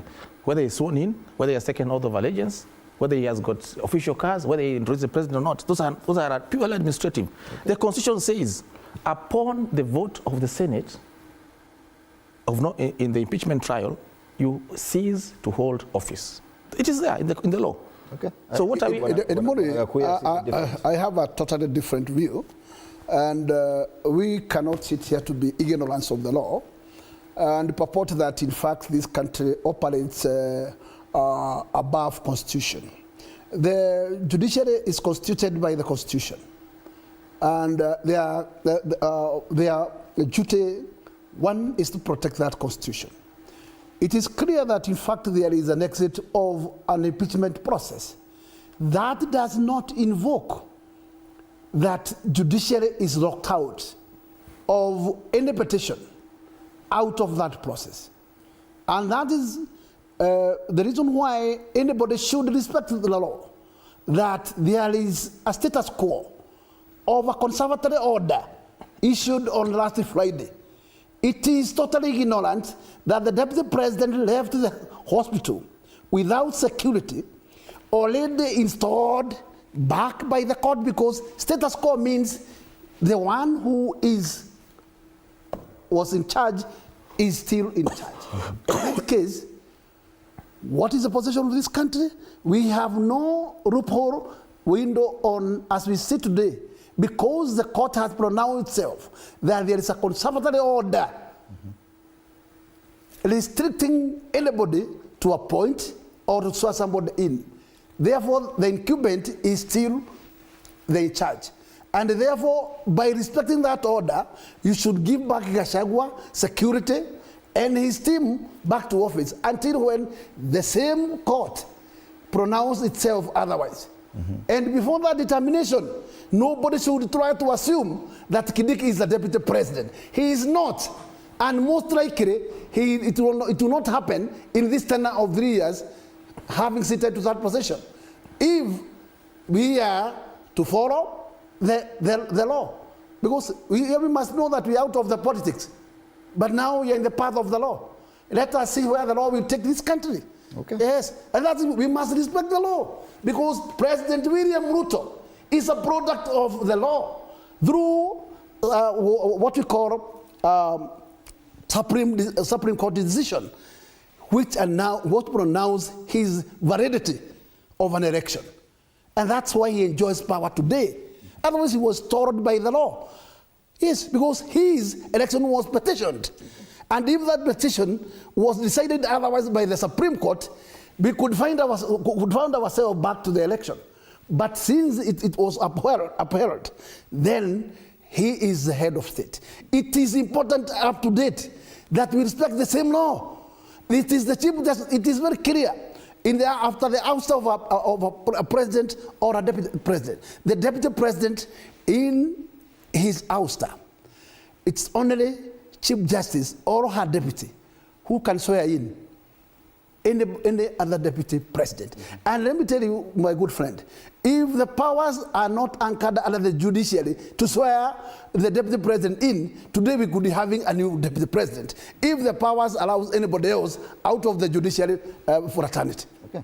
Politics versus the law. You say, yes, the political process is done and there's no going back on it, but we are still not done with the legal process. What's your take on that? Who is the deputy president? I will be very honest with you. Legally, today, you may like the man or you may hate it. You may hate him. The deputy president of Kenya today, I'm not talking about tomorrow. The deputy president of Kenya today, to answer that question, is one Rigathi Gachagua. Whether we know the law or not. Legally. But politically, he is not. And let me tell you, when it comes to implementation of the law, it is not it's not my political wish which takes precedence. It is the wish of the Constitution, or it is what the Constitution says. Like he has alluded, many people felt that Raila won. Okay? In many elections, actually, not even one. But all the process from Moi, Raila has been going to court to sue Moi. He's been in court to sue Kibaki. He's in court 2 occasions to sue Uhuru. He's been in court 1 occasion to sue Ruto. Okay? And all those instances or procedures were determined by the court. And we have moved on with our lives following the decision of the court. Right? So, if the same court, we have to be very fair. The same court which gave me this cup and told me, you are the winner, proceed. We proceeded. The other team is outside. The same court has come and said, you know what? you have impeached this person, but legally, the case is admissible in court. We are saying, let the status quo remain. Then you come over. We determine whether the process of impeaching him was followed according to the Constitution. Okay? If it was, then this man stands impeached. We have had Wambora, who was impeached by the Senate. I mean, by MCS and by the Senate. And the same clause applies, that once the Senate has impeached the governor, he ceases to hold the office. But Wambora went to court. Even Kawira Mwangaza did that. Kawira Mwangaza the same. So there's no way we can say today Wambora was told to remain in the office, okay? And because the Constitution says once the Senate has pronounced itself that Kawira Mwangaza ceases to hold an office, she is there because the court pronounced otherwise. And that spirit must be followed through. There is no exemption of we are going to exempt Manduku and now we are going to hold Motambo liable because the court has got two ways. Court has only one mouth, says only one thing, and that's what is followed, and it says what is in the law, not what the judge wants. Okay. Bwana Manduku, on the issue of deputy governors, you talked about precedents. Yes. On the IEBC issue. There's also precedents when it comes to a Senate decision and what the courts did. We have a sitting governor, Kawira Mwangaza, who's still in office despite the process of impeachment being upheld by the Senate. I agree with you, Fred. But as we said, whatever decision the court may make today will be purely for enhancing our jurisprudence in this country. I like what John Mutambo said, that politically, Honorable Rigathi Gachagua is not the deputy president, and that is what matters. We are politicians. And when we went to this impeachment, and why it was so fast, is because this was a political process. The union between Honorable Raila Odinga of ODM, my party leader, and the president. Does that mean whoever is not needed politically is... And so, as we go forward, we must realize that impeachment has always been political, and it shall remain political. Who knows? Maybe the next impeachment will be for the president. We don't know about that. But then, for now, and I want to put it very clear, the fact that other governors have found their way back, or in the case of Mwangaza, the matter is still pending in court. Mm-hmm. And she's still governor. And she's still governor. We don't know the ultimate determination. But for this one, it is a done deal that the deputy president has been replaced. There are serious implications, and one of them is security. The fact that the deputy president, and we watched him live on TV, leave Karen Hospital, the impeached deputy president, without any security. In fact, it's his spouse who was opening the door for him, and I think one of his sons was driving the car. There are implications that even if this court process gets to probably March next year, then the deputy president will have marked at least 2.5 years, 2.5 years in office, which would mean he would be eligible for some of the retirement packs of a sitting deputy president. That would change everything. Why then the rush to withdraw security from a deputy president? Personally, I mean, if I was asked, and from where I stand, having served in that office, with all honesty, he deserves some level of respect. And I strongly believe that he also deserves security, because even former deputy presidents or vice presidents still enjoy those benefits. But I think this was to show the world and Kenyans that, you know, hey guy, I'm the one who calls the shots, and you know who calls the shots, and that is what happened. Politics, law? Politics. That's politics. Politics. Legally, he should have his security. He should have the security. I mean, even morally, you know, even me, I have security, and I'm not in that level. Even former MPs, some former governors still enjoy security. Mm-hmm. I mean, that's a small thing that we should actually grant him. The deputy president addressed the media outside the Karen Hospital on Saturday with regard to his own security. Let's listen to what he had to say. Finally, I want to tell the people of Kenya that I don't feel safe. And for the first time, let me say that on 30th of August in Kisumu. Undercover security agents entered my room in Kisumu and bagged it, and one of them tried to poison my food. But we detected it, and we were able to escape the scheme. I was supposed to be killed through poisoning. On 3rd of September, in Nyeri, another team from the National Intelligence Service came to Nyeri and tried to poison food that was meant for me and Kikuyu Council of Elders. I did report this matter to the National Intelligence Service, and the officers who were assigned to my office, I asked them to leave because I felt I was not safe. After the 2 attempts to assassinate me through food poisoning failed, it is when this impeachment motion was hatched. When my security was withdrawn here, officers from the National Intelligence Service have been hovering in every room, in every compound here, to an extent that I had to call my wife and my children to come and stay in my room, just in case they get entry to my room or compromise the people who are treating me. So, regarding Gachagua and his family, feel very exposed because these people have tried to kill us before. They have now tried to get us out of office. So I asked President William Ruto, my brother, I helped you to be president. Leave me alone. Leave my children alone. Do whatever you want, but let me live. Let me look after my children.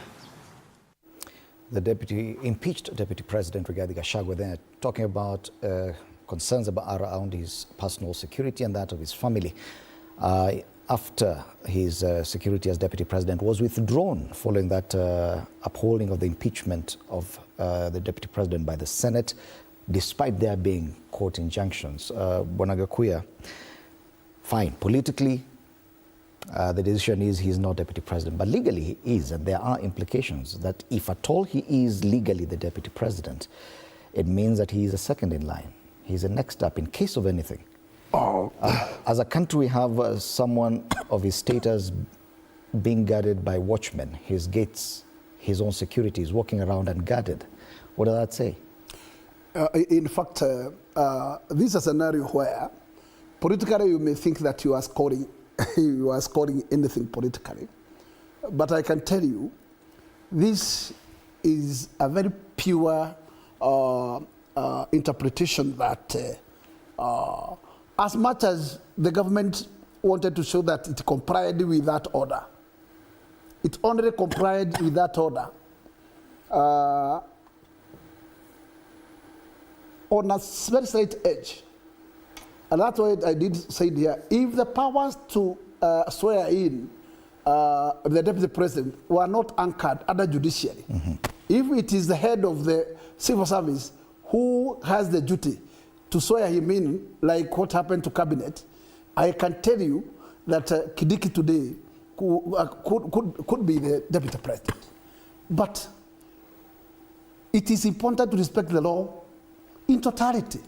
That this process politically ended at Senate.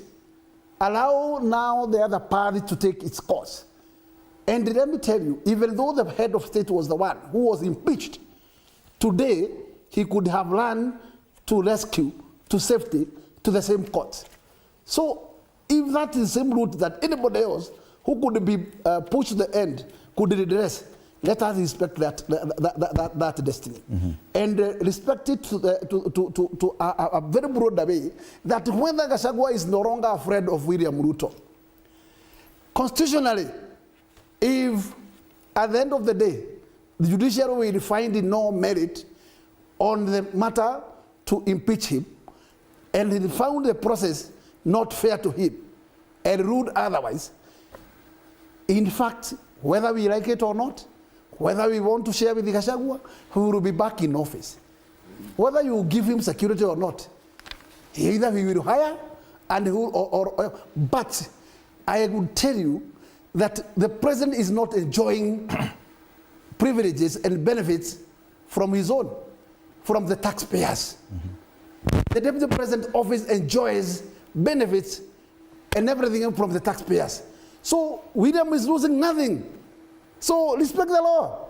Okay. Give due to what it matters. If assume he was the deputy, he is the Deputy President today.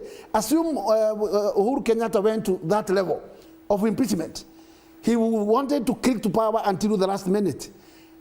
In fact, he would not wish to have taken without a security in a single day.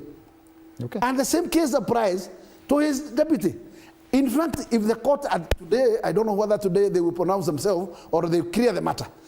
At a point when the decision will be made that Gachagua's dissent has no merit, and therefore the state can proceed to swear Kidiki, then that's fine. Okay. But as we speak, until the final whistle of the judiciary, Gachagua should enjoy all his benefits, all his privileges, including security, office, and staffs. The Constitution is supreme if we talk about the law. Politics may decide otherwise. This country cannot be subject to just politics and political decisions alone. The Constitution is supreme. Should Gachagua have his security until the court pronounces itself on this matter? Legally, yes. If there is a live order, an order which came from court, if it is there, either issued by a magistrate, a judge, or the president of the court, if there is any order pronouncing itself that status quo to remain, then Gachagua deserves everything as of today, pursuant to that order. But if it is not there, then Gachagua deserves nothing. But with an order in place, Gachagua deserves everything which Deputy President deserves today. So that is number one. What's happening right now, can it be termed as political harassment? So what is happening now is disrespect of court orders. You cannot call it in any other manner. And your political wish is not supreme. There are those who supported ODM, and I keep on giving this example, who believed that Raila was their president. They even went ahead to swear him in because they believed that way. But what could Raila do after swearing him in with his political wish? He could do nothing. He could not collect taxes because there is no law which gives him room to collect taxes to run his government, for him being the people's president. So he could do nothing. Likewise, today, since the law states that, or the order reinstated Gachagua, because by pronouncing itself to a status quo, what that meant is that let him remain. And you see the rush, what was the rush about? Let me tell you. The rush was that To beat the orders. Not to beat the orders, to beat that stage of who will get that status quo order before who. Okay? And Kidiki being sworn in before the order is out. The status quo could mean that it is Kithure Kidiki. So it's the one who would continue, not Gachagua. But now, because Gachagua now got the orders before the government, now it is Gachagua who should continue, and that is how it is. And if everybody ought to respect the Constitution, it doesn't matter how you feel or how much you hate this man. And I pronounced to myself here the other day, I am not vouching for Gachagua. And on this discussion, I'm not taking the stance of who is right, who is wrong.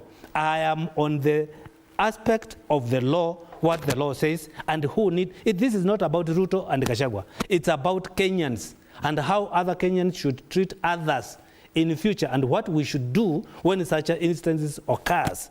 For now, we are at this stage because somebody somewhere feels, no, like what you said, I am the supreme and I have to show you in government, in governance, there is no cause to show your supremacy.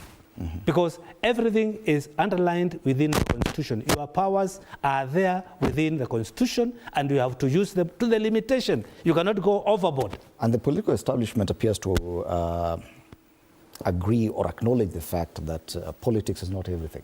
That without the acknowledgement of the court or involvement of the judiciary in the swearing in of the deputy president, they could not go ahead and do it. Hence, even their wish to have a new deputy president by Mashujade was not tenable. How come they do not recognize other aspects of the law? That without a new deputy president in place, the status quo remains, and the one that was there is still deputy president. We see officers in the office of the deputy president, about 100 of them being sent on compulsory leave. And that means you've disabled a whole unit of the presidency. I think, in my opinion, sending the 108 staff on compulsory leave was wrong. I've been a senior public servant, and ordinarily the Public Service Commission has powers to deploy. See a caterer, a driver being sent on compulsory leave on account of you trying to punish the deputy president. Sometimes I think our senior civil servants overdo things, and I think they do them wrongly. This is my honest opinion, and I've been a civil servant, and I know. What they should have done probably is to deploy the 108 to Ministry of Interior. Should it happen at this point before even the... It should, because you're trying to prove that this office is now vacant or is going to be changed, or have staff seconded from other departments to assist him. Yet, but having we've said seen that, even transition in entire governments, one president coming in after another. We've not. Having said that, let me tell you, our public service, the way I know it, is fairly professional. And if a new deputy president comes in, normally they would have their allegiance to him. And so, except for a few staff at the top, probably those that the deputy president came with, the other members of staff are fairly innocent, and they will obviously and always support the incumbent, regardless of where he comes from. But also, let me say this, and this is also something that senior public servants need to learn. There are some things you don't say. For example, I have had the privilege of working with the National Intelligence Security officers. And let me say that they are very professional people in their daily undertakings, especially in the security sector. And they are normally very well trained. And those that I've interacted with normally have got the best interests of the country at heart. It therefore doesn't make sense when the Honorable Rigathi Gachagua goes about and starts saying all these things about them, negative things about them. Now, but is that don't forget or legal? Don't forget that these officers are Kenyans like you and me. They have not done anything wrong to you. You don't start saying NIS was trying to poison me. NIS is not in the business of poisoning. You know, in public service, when you are hired at a certain level, you go for quote-unquote etiquette training at the Kenya School of Government. You're even taught how to eat properly, how to dress, what to say, what not to say. But there are some things you don't say. Because then let me say, you keep digging a hole when you're inside. And that is what my friend, the deputy president, has been doing. How then does he expect, even if the court decides tomorrow that he's deputy president, to come back to that office? Who is he going to work with? He has blamed the NIS. Who would take the blame? He has blamed his boss. Who would take the blame He has for blamed failure? the members of parliament. Who would take the blame for senators. failure to secure the person of the deputy president, or the president for that matter? I've always said they are legally in office, but I've always said not that office needs to be relooked at in as far as changing the law is concerned, so that it becomes, if it must exist, either a very independent office, which then again creates two centers of powers, or we abolish that office, or have two deputy presidents like we have in Sudan. Then you don't have this, because it seems that this office does not work, really. We have had 13 deputy presidents in our history. But you always see this conflict between the head of state and the occupant of that office since independence, since the days of Jaramogi Oginga Odinga. We need to look at our constitution again, with specific reference to the relevance of the office of the deputy president. Okay, I still haven't gotten the answer with regard to the security of the deputy president. If something would happen to Rigathi Gachagua today, who takes the blame? Let me tell you, Fred, even if something was happened to you, even if something was happened to you today, the government takes the blame, or myself, or anyone else. So it is not different that if anything happens to him, the government will be blamed. There are special units that are given that job of guarding the president and by extension the deputy president. It is their role, which is not political. It is a security service. Should they take the blame for failing to protect the deputy president? In this scenario, in the Mure, the problem is that we have the head of state, who happens to be the commander-in-chief of the armed forces. Underline, armed forces. And therefore, it tells you, as a commander-in-chief of the armed forces, it's like he commands anything else, which is within the forces, including those other security agencies. And in this case, the problem is that as much as we would like to say that, in fact, these agencies are independent, like now DCI, anti-corruption, and those other security forces are independent. At some point, they may not be independent. They can be molested the same way the parliament is being molested. It can be molested that way. And that's why in this country, we must be very precautionary. Because the reason why the new constitution envisaged to remove those huge powers from the presidency to other institutions is to make sure that, in fact, we don't have back a dictator. Powers are being shared. They are not centered at one point. And that's why the independence of the three arms of the government are very key and important. It is my big worry when I saw happenings in the National Assembly and Senate where members were like they have no power or independency, that they are being told to a certain line. If the judiciary is taking this direction, consider this country taken to banana republic. Let us hope and pray for our judiciary that it stands on the independency, because that is only where we have hope. Nobody can have any more hope in parliament that you can expect anything to outcome, any good outcome. If they are politicized and taken to a certain directive, they will settle the country. Okay.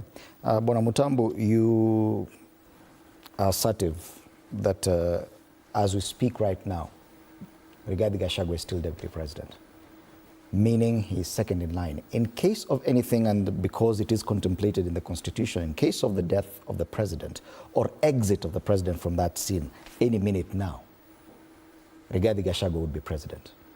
Yeah. Is that the same? Yes.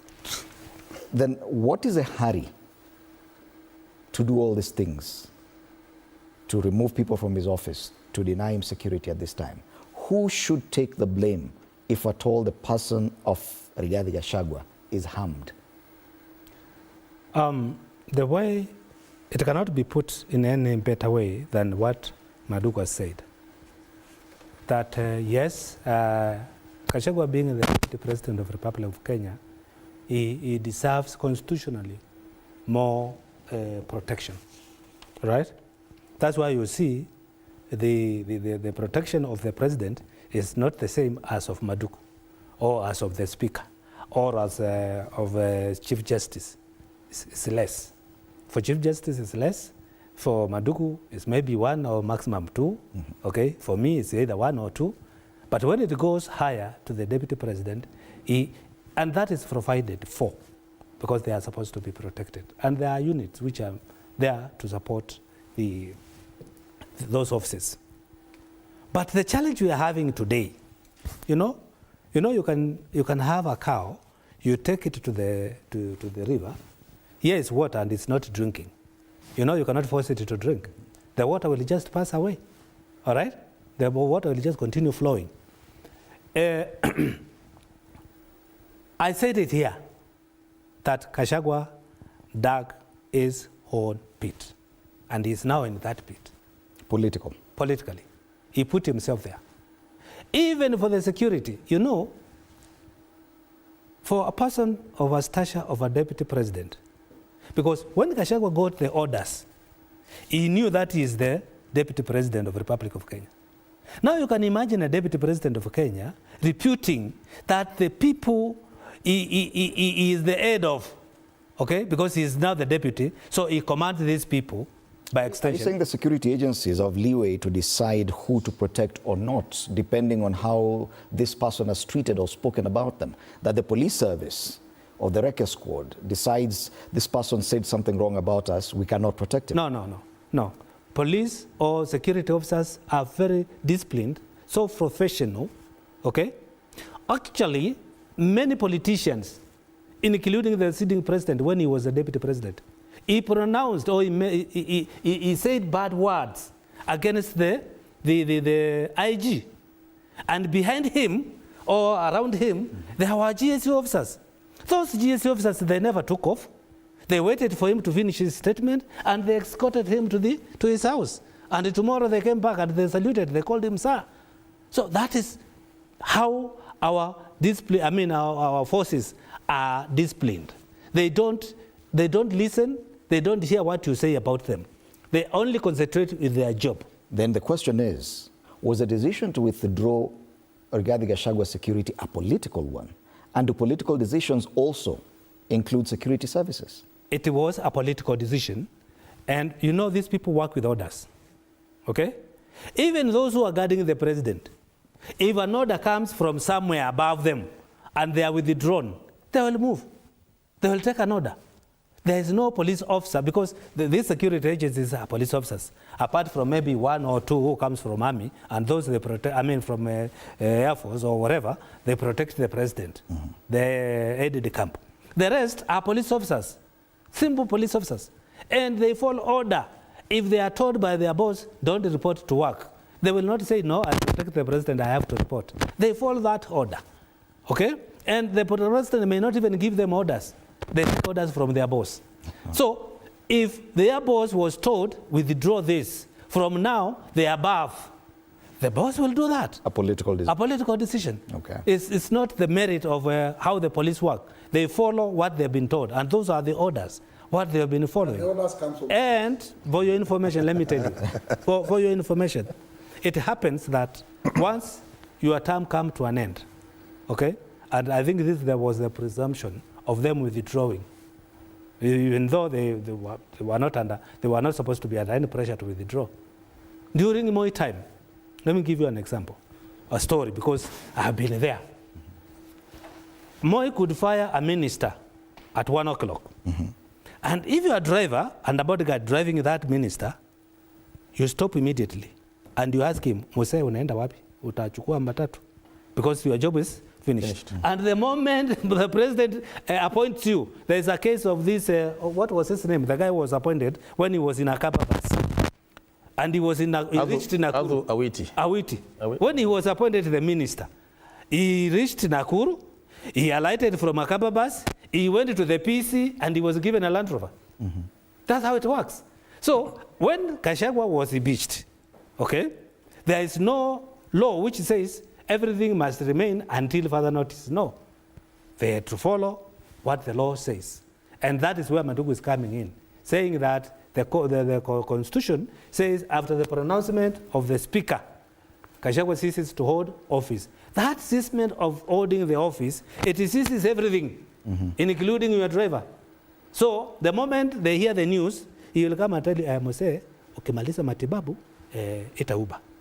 May I have to go back to, because your job is finished, unless it's pronounced otherwise.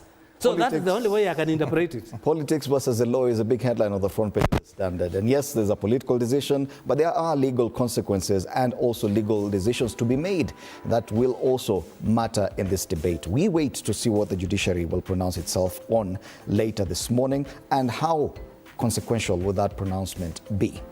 After the break, as we come to the close of this discussion, we'll be venturing into another debate that may have escaped the attention of so many different people. That Constitution of Kenya Amendment Bill number 2 of 2024, that's already before the Senate, that proposes, among other things, the extension of terms of the president and other elected leaders, including members of parliament, from 5 to 7 years, is going for public participation this week. Are you aware of that? And going by the kind of behavior we've seen in the National Assembly and the Senate, is it possible that this could see the light of day? You're watching Morning Cafe. Let's take a break. We'll be right back to continue with this discussion.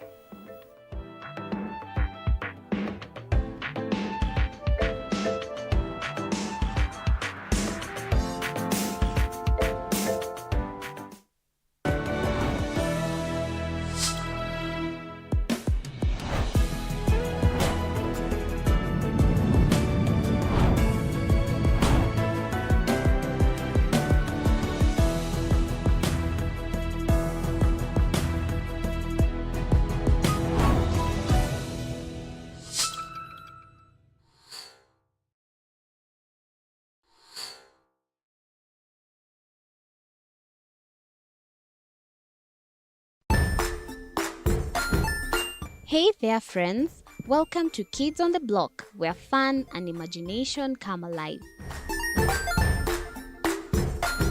We dive into magical world filled with exciting adventures and awesome friends. What position were you in? I was number 2. What position were you? Number 1. He decided to cross the bridge by his house and look for food on the other side. We're going to do half cup of chocolate chips, and the other one, we're going to do half cup of the blueberries. So, grab your imagination hats and get ready to explore with us. Join us every Saturday at 9 a.m. for new friends, amazing stories, and tons of laughter.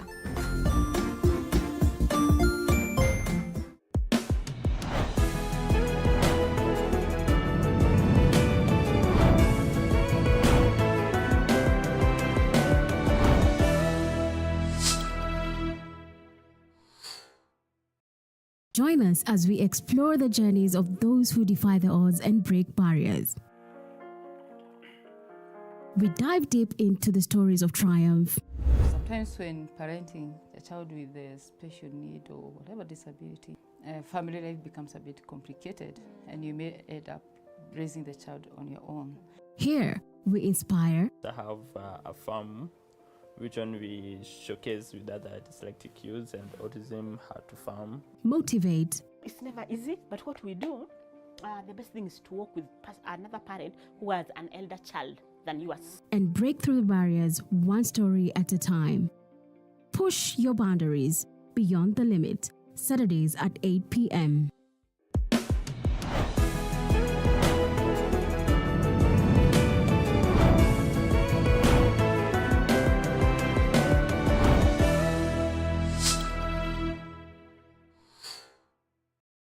The Grind, where business meets brilliance. It's not just about the ideas. I was working as a shampoo boy. I used to wash clients' hair on the sink. It's about making them happen. From big wins. In primary school, when we would be asked what people want to be, I was categorical that I want to be a nurse. To hard lessons. The consoles change, the gaming equipment keep changing. We cover it all. Tune in to The Grind, where every episode is packed with insights. The person who is serving customers, always be a customer-centric. Strategies. When you pay attention to detail, you get luxury items. And stories to fuel your ambition. Don't just dream it, grind it. Mondays at 7:30 p.m.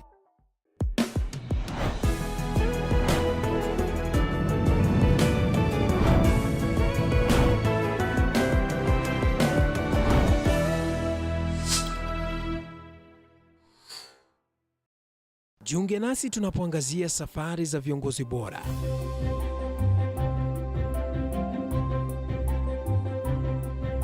kutoka kwa ushindi mkubwa hadi masomo magumu. Wakati wetu kwamba wasichana si wa kusoma, ni wa kuolewa, ng'ombe ipatikane, wazazi wakuwe watajiri. Tunashughulikia yote.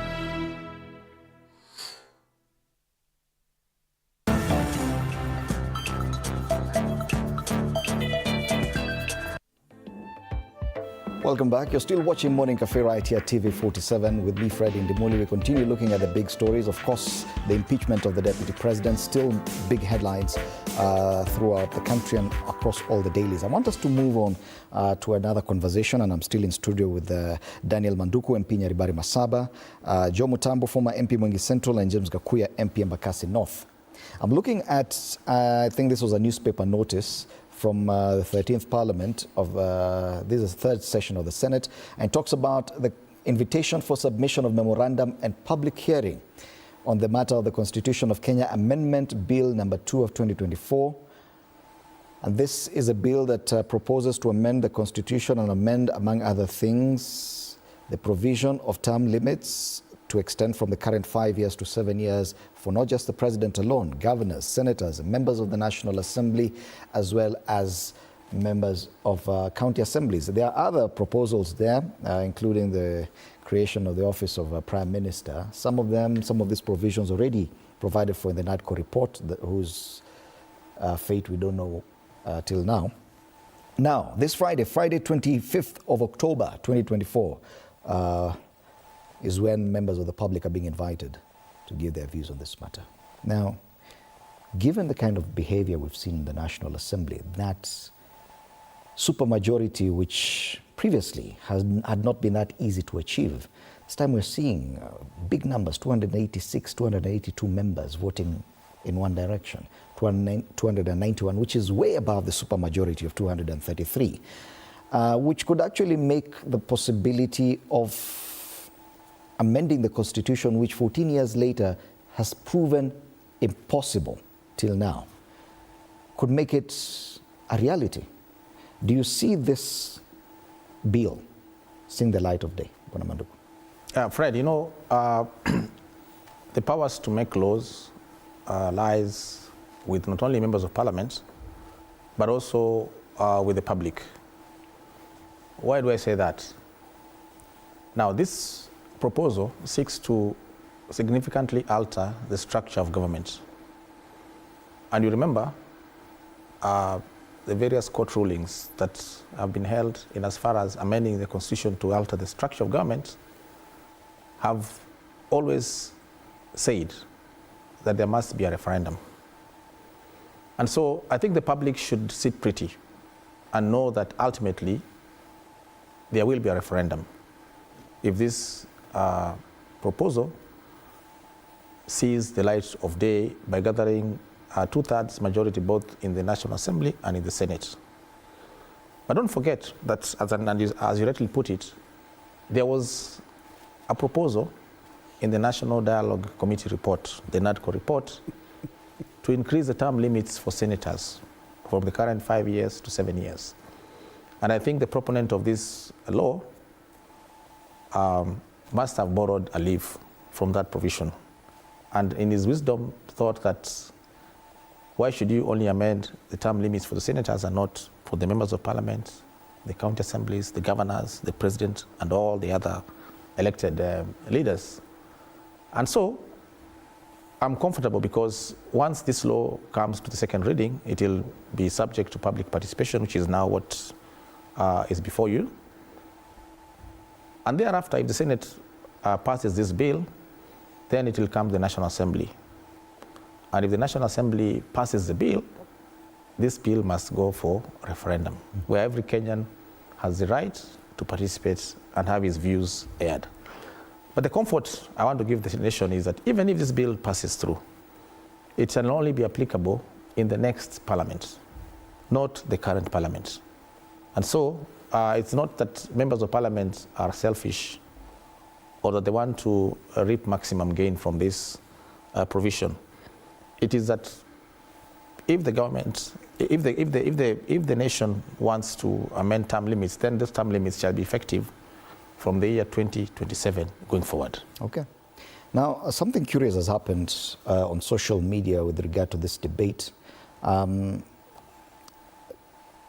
days ago, President William Ruto, talking about slum and informal settlements, gave a forecast saying in the next 15 years, there will be no informal settlements and slums in Kenya today. And many people are wondering if at all your term ends in the next 8 years or so, how can you guarantee that? But you actually said he will eradicate. Yes. He will eradicate. Meaning that he is giving an undertaking that with him there as head of state, then he will eradicate this in the next 15 years. And a simple calculation of a possible 2 7-year terms for President William Ruto after 2027 could actually take him to 2041, which means that it's exactly 15 years from today. Do you think, Bwana Gakuya, that this bill has a support of the president? Thank you, Idimuri. It's a very tricky question. But remember that one member from Northeastern at the beginning of Kenya Kwanza administration came up with the same registration proposal. And depending on how the feeling of both houses were then, nobody could, it was not admissible. And therefore, I don't know who advised him to withdraw the bill. And the bill was withdrawn. Now the bill has found itself back. I am sure that, in fact, the drafters of the bill currently enjoys a lot of support from one center. This is where one center can be able to manipulate both houses. And in any case where there could be handles, do not think that this bill will not see the light of the day. Now that we have so many bills pending because of failure to have the threshold of 2/3. Now that Gachagua's impeachment proved that you can get even extra from 2/3, then count this bill passing in the two houses. Unless the head of state is not backing it, either directly or indirectly. If you see it passing, count his blessing on it. The only beauty of this law is that it cannot make Kenyans so frightened, but also it's tricky. Don't forget that this is a regime who believes in money. And therefore, I'm sure that the campaign will be bombed with the money. And Kenyans, as we speak, you know, they are very volatile. Mifuko haina chochote.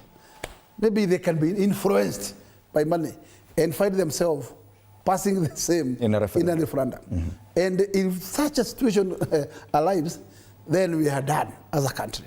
And there is a possibility of that question that you have fronted, that could be the vision of the president to see no single informal sector after 15 years. It is possible, because if such a law passes, then it means it cannot operate retrogressively, but it will operate progressively. Finding himself re-elected in 2027, then it means he will be elected on a new dispensation, which now gives him 7 years. And therefore, interpretation of the law is that he may forget that he has already served the 5 years. We have serving of 2 years term or 5 years, but we have no clause in the constitution of a president serving 2 terms of different years. It happened with and in this case, assume the interpretation will be, let us forget the past one, because the Oneregon was serving 5 years. Now we are in a dispensation which allows him to serve 7 years. Then possibility is he can serve 2 more terms. And if that is the case, he can see his dream coming true. The 15 years. The 15 years. Yes. What do you think about the proposal itself? Forget about the other proposals about creation of the Prime Minister's position. The fact that we find the necessity to extend the term limits. What is so wrong with a 5-year term limit? In the US, for example, the presidents only go for 4 years. Allow me to say, this is a well-calculated move for Ruto to rule for 19 years. And let me shock you. If what is happening in our country today is anything to go by, it is a done deal. Ruto will rule this country for 19 years. 5 now, and 14 more to come. If what is happening in our country today, if the alignment I'm seeing today stands, Ruto will rule this country for 19 years. The bill, will it see the light of the day or not? The question is, will it be a Mutuse thing again? Because if it comes the root, or if it comes from where the Mutuse emotion came from, the answer is yes, unfortunately. I know people may say Mutambo, Mutambo, but I'm telling you the truth. When you say if it comes, way, what do you mean? If it comes with the blessings of those of Gachagua impeachment motion, it will go. And you know, blessings is not only by mouth.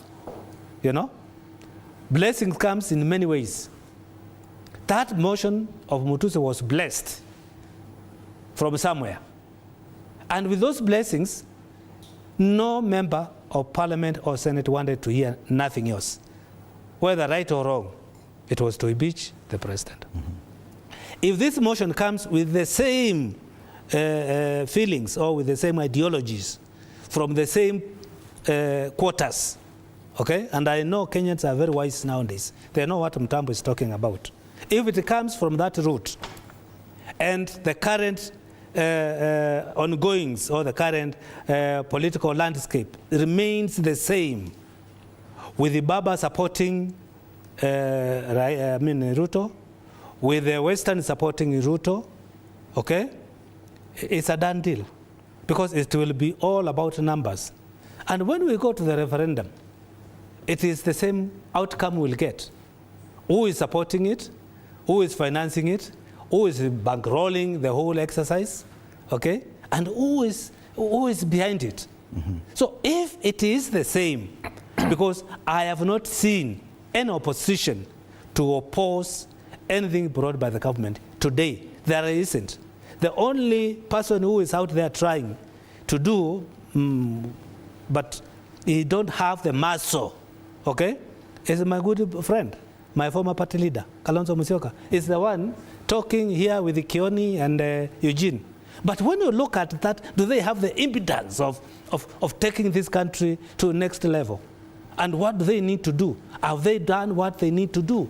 Have they incorporated the people who have powers and mighty, who can move and shake the country? The answer is no. Okay. They have not done that. So what I want to tell Kenyans about this bill, I know there are 2 ways of amending the Constitution. One is through popular initiative, and one is through Parliament. Okay? The Parliament way is not healthy for Kenya, for Kenyans, because Parliament will do whatever they wish. I would propose, if we were to amend the Constitution, to go the popular initiative method. That will incorporate the feelings of Kenyans. Otherwise, this one which is being tabled today, that there will be public participation, it will be like that of Gachagua, and nothing insignificant will come out of it. Okay. But the moment it comes from the people, that is now the proper amendment which you can gain substantial. Listening to Bwana Mutambo, of course, he has quoted or given reference, made reference to just how important Raila Odinga and the ODM party would be to such a discussion. Your former party leader, Raila Odinga, who is now a candidate for the AUC chairman's post, is among those people who are key in getting us to this new constitutional dispensation. Do you think he would be in support of an extension of term limits? I know the NADCO report, which has also involved your party, may have come up with at least one clause towards that. But do you think Raila Odinga or even ODM itself Well, in support of this? I may not be able to speak so convincingly for the party leader, or for my party leader for that matter, but knowing him and knowing the kind of person he is, on the face value of this, is one person who would be opposed to it. But don't forget that some of these things are always a result of bipartisan agreements, where party stands or party policy are transcendent for the good of either the country or for the good of the other party, or even for personal good. And so when that time comes, I think depending on what he may have agreed with his colleagues, so it is a possibility. The party leader may give direction, and it's a possibility that he will see the other points. Let me tell you one thing, Fred, what I've learned about politics is that it's a dynamic arena. Every day comes with its new tidings. And so you cannot effectively predict what will happen tomorrow or the day after. Who knew that this morning, Rigathi Gachagua will not be deputy president a month ago? Is he not deputy president? I okay, think who knew that he will not have security this morning, a month ago? Yeah. And so politics is dynamic. Raila Odinga will tell us when the time comes whether we should support this or not. But from the face value of it, and if he tells you to support it, that's it? Obviously. We'll vote to the last man. Thank you. Final comment. That's how you're going to lose the country. Final comment, Bonagakuya. Edmuri, my final comments are that as much as we are people's representative, at some point there is always huge pressure from the party's leadership that members of parliament or senate should vote on a particular angle or route. But I am still persuaded that every single individual representative of the people must be giving people's voice a chance before casting the vote. And therefore, anything that you think the feeling of the people is not given the first charge, you must distance your vote. Because whether the parties are there or not, whether the parties whips you or not, still the power belongs to the people. They are the people who can re-elect you. And therefore, you deserve to hear their voice and vote as per their voice. For the coming bills, let us listen to the people and do as their wishes is. Even after Parliament has discovered its new power of supermajority? No. This country is very interesting. What is supposed to be right is not done. It is otherwise. And I pity my good friend Gachagua when he says that you look at or you listen to people. The moment good leaders or good people have been elected, their business with the people ends there. They don't do as per the wish of people. They do on two issues: what their party bosses say and what the other higher authority say. It is not. They forget that the power belongs to people. Now power belongs to the party, power belongs to other individuals, but not to the people. If elected leaders could listen to what people are saying, we would not be where we are today. And that's why I'm saying, if this motion comes from a different quarter and not the wish of the people, it will happen. And I have said today, the other time I was here, I invited of those who for contrary view, who feels that there need be change in this country. Behind the tent, it's only 2-3 people who called me. I've never seen even Maduku calling me to go and sit behind the tent and asking me what is it that I'm talking about. Because that has not happened. I want to tell Kenyans, be ready for 19-year rule of William Samoei Ruto. And ask me how is he going to rule for 19 years. He has his 5. Definitely he's going to finish it. Okay?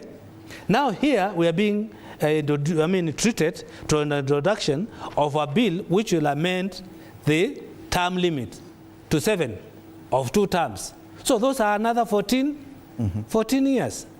And the question is, who is ready today? Because though there are people who can even tomorrow, when they vie against Ruto, they will win. But they are shy. They are not coming out. The good candidates are out there, but they are not coming out to vie, to fight against Ruto. All right? And I don't want to start mentioning names. I can only mention names behind the tent. We have those people. Okay. But because they are not coming out, they have left Kalonzo and Kioni to move around with Baba Yao. My friend, we are doomed. All right. Unless something happens, a miracle happens, I'm seeing 19 years of William Samoei Ruto if this bill goes through. Okay. Bwana Manduku, your final comment. My final comment is I want to agree with Mheshimiwa Gachagua that as elected members of parliament, we ought to listen to the voices of our people. But having said that, I also want to say that as leaders, we also ought to guide our people. And sometimes, and in some specific circumstances, these two may come into conflict, where your view as a leader, who has the advantage of sitting in a position or who has access to some information which your ordinary folks in the village may not have, may have a contrary view to those of your electorate. And so it is incumbent upon us as leaders to always sensitize, train, inform our people of new trends and thinking in these perspectives. And so sometimes leaders, yes, listen to people, but not always should they go as per their wishes, because once in a while you need to persuade them to see your view. Even in my house it happens. You will persuade your children to see your thinking, and slowly they will gravitate towards what you're thinking, and that is what leadership in essence is all about. Lastly, whether with term limits or not, I still believe that the primary objective of the president and his government is to improve the welfare of our people. I am convinced that if this were to happen, and for example, we have a seamless health system, we have a working education system, we have got good infrastructure, then people will decide whether William Ruto will rule for this term and the next term, and if they change the law subsequently. For now, I think the focus should be more on, in these 5 years that we've given this Kenya Kwanza administration, where Mheshimiwa Gachagua is a top party honcho. What should they deliver in these 5 years? Kenya Kwanza. Okay. We are still in the opposition, so Gachagua and his Kenya Kwanza should tell us what they're going to give us in the next 3 years. Okay. And thereafter we shall decide whether to elect them into office or not. Okay.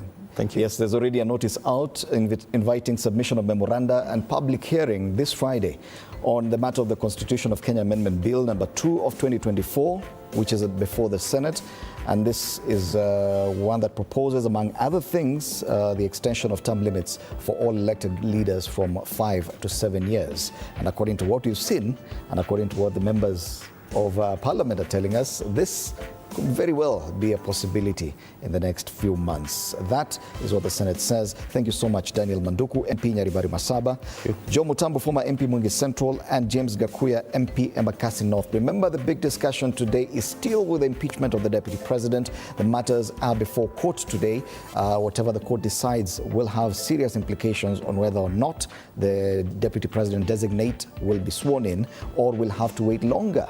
The question still remains, as we speak right now, who of the following is the current Deputy President of Kenya? Is it Rigathi Gachagua? Is it Kithure Kindiki? Is it Musalia Mudavadi? Or none of the above? Thank you so much, gentlemen.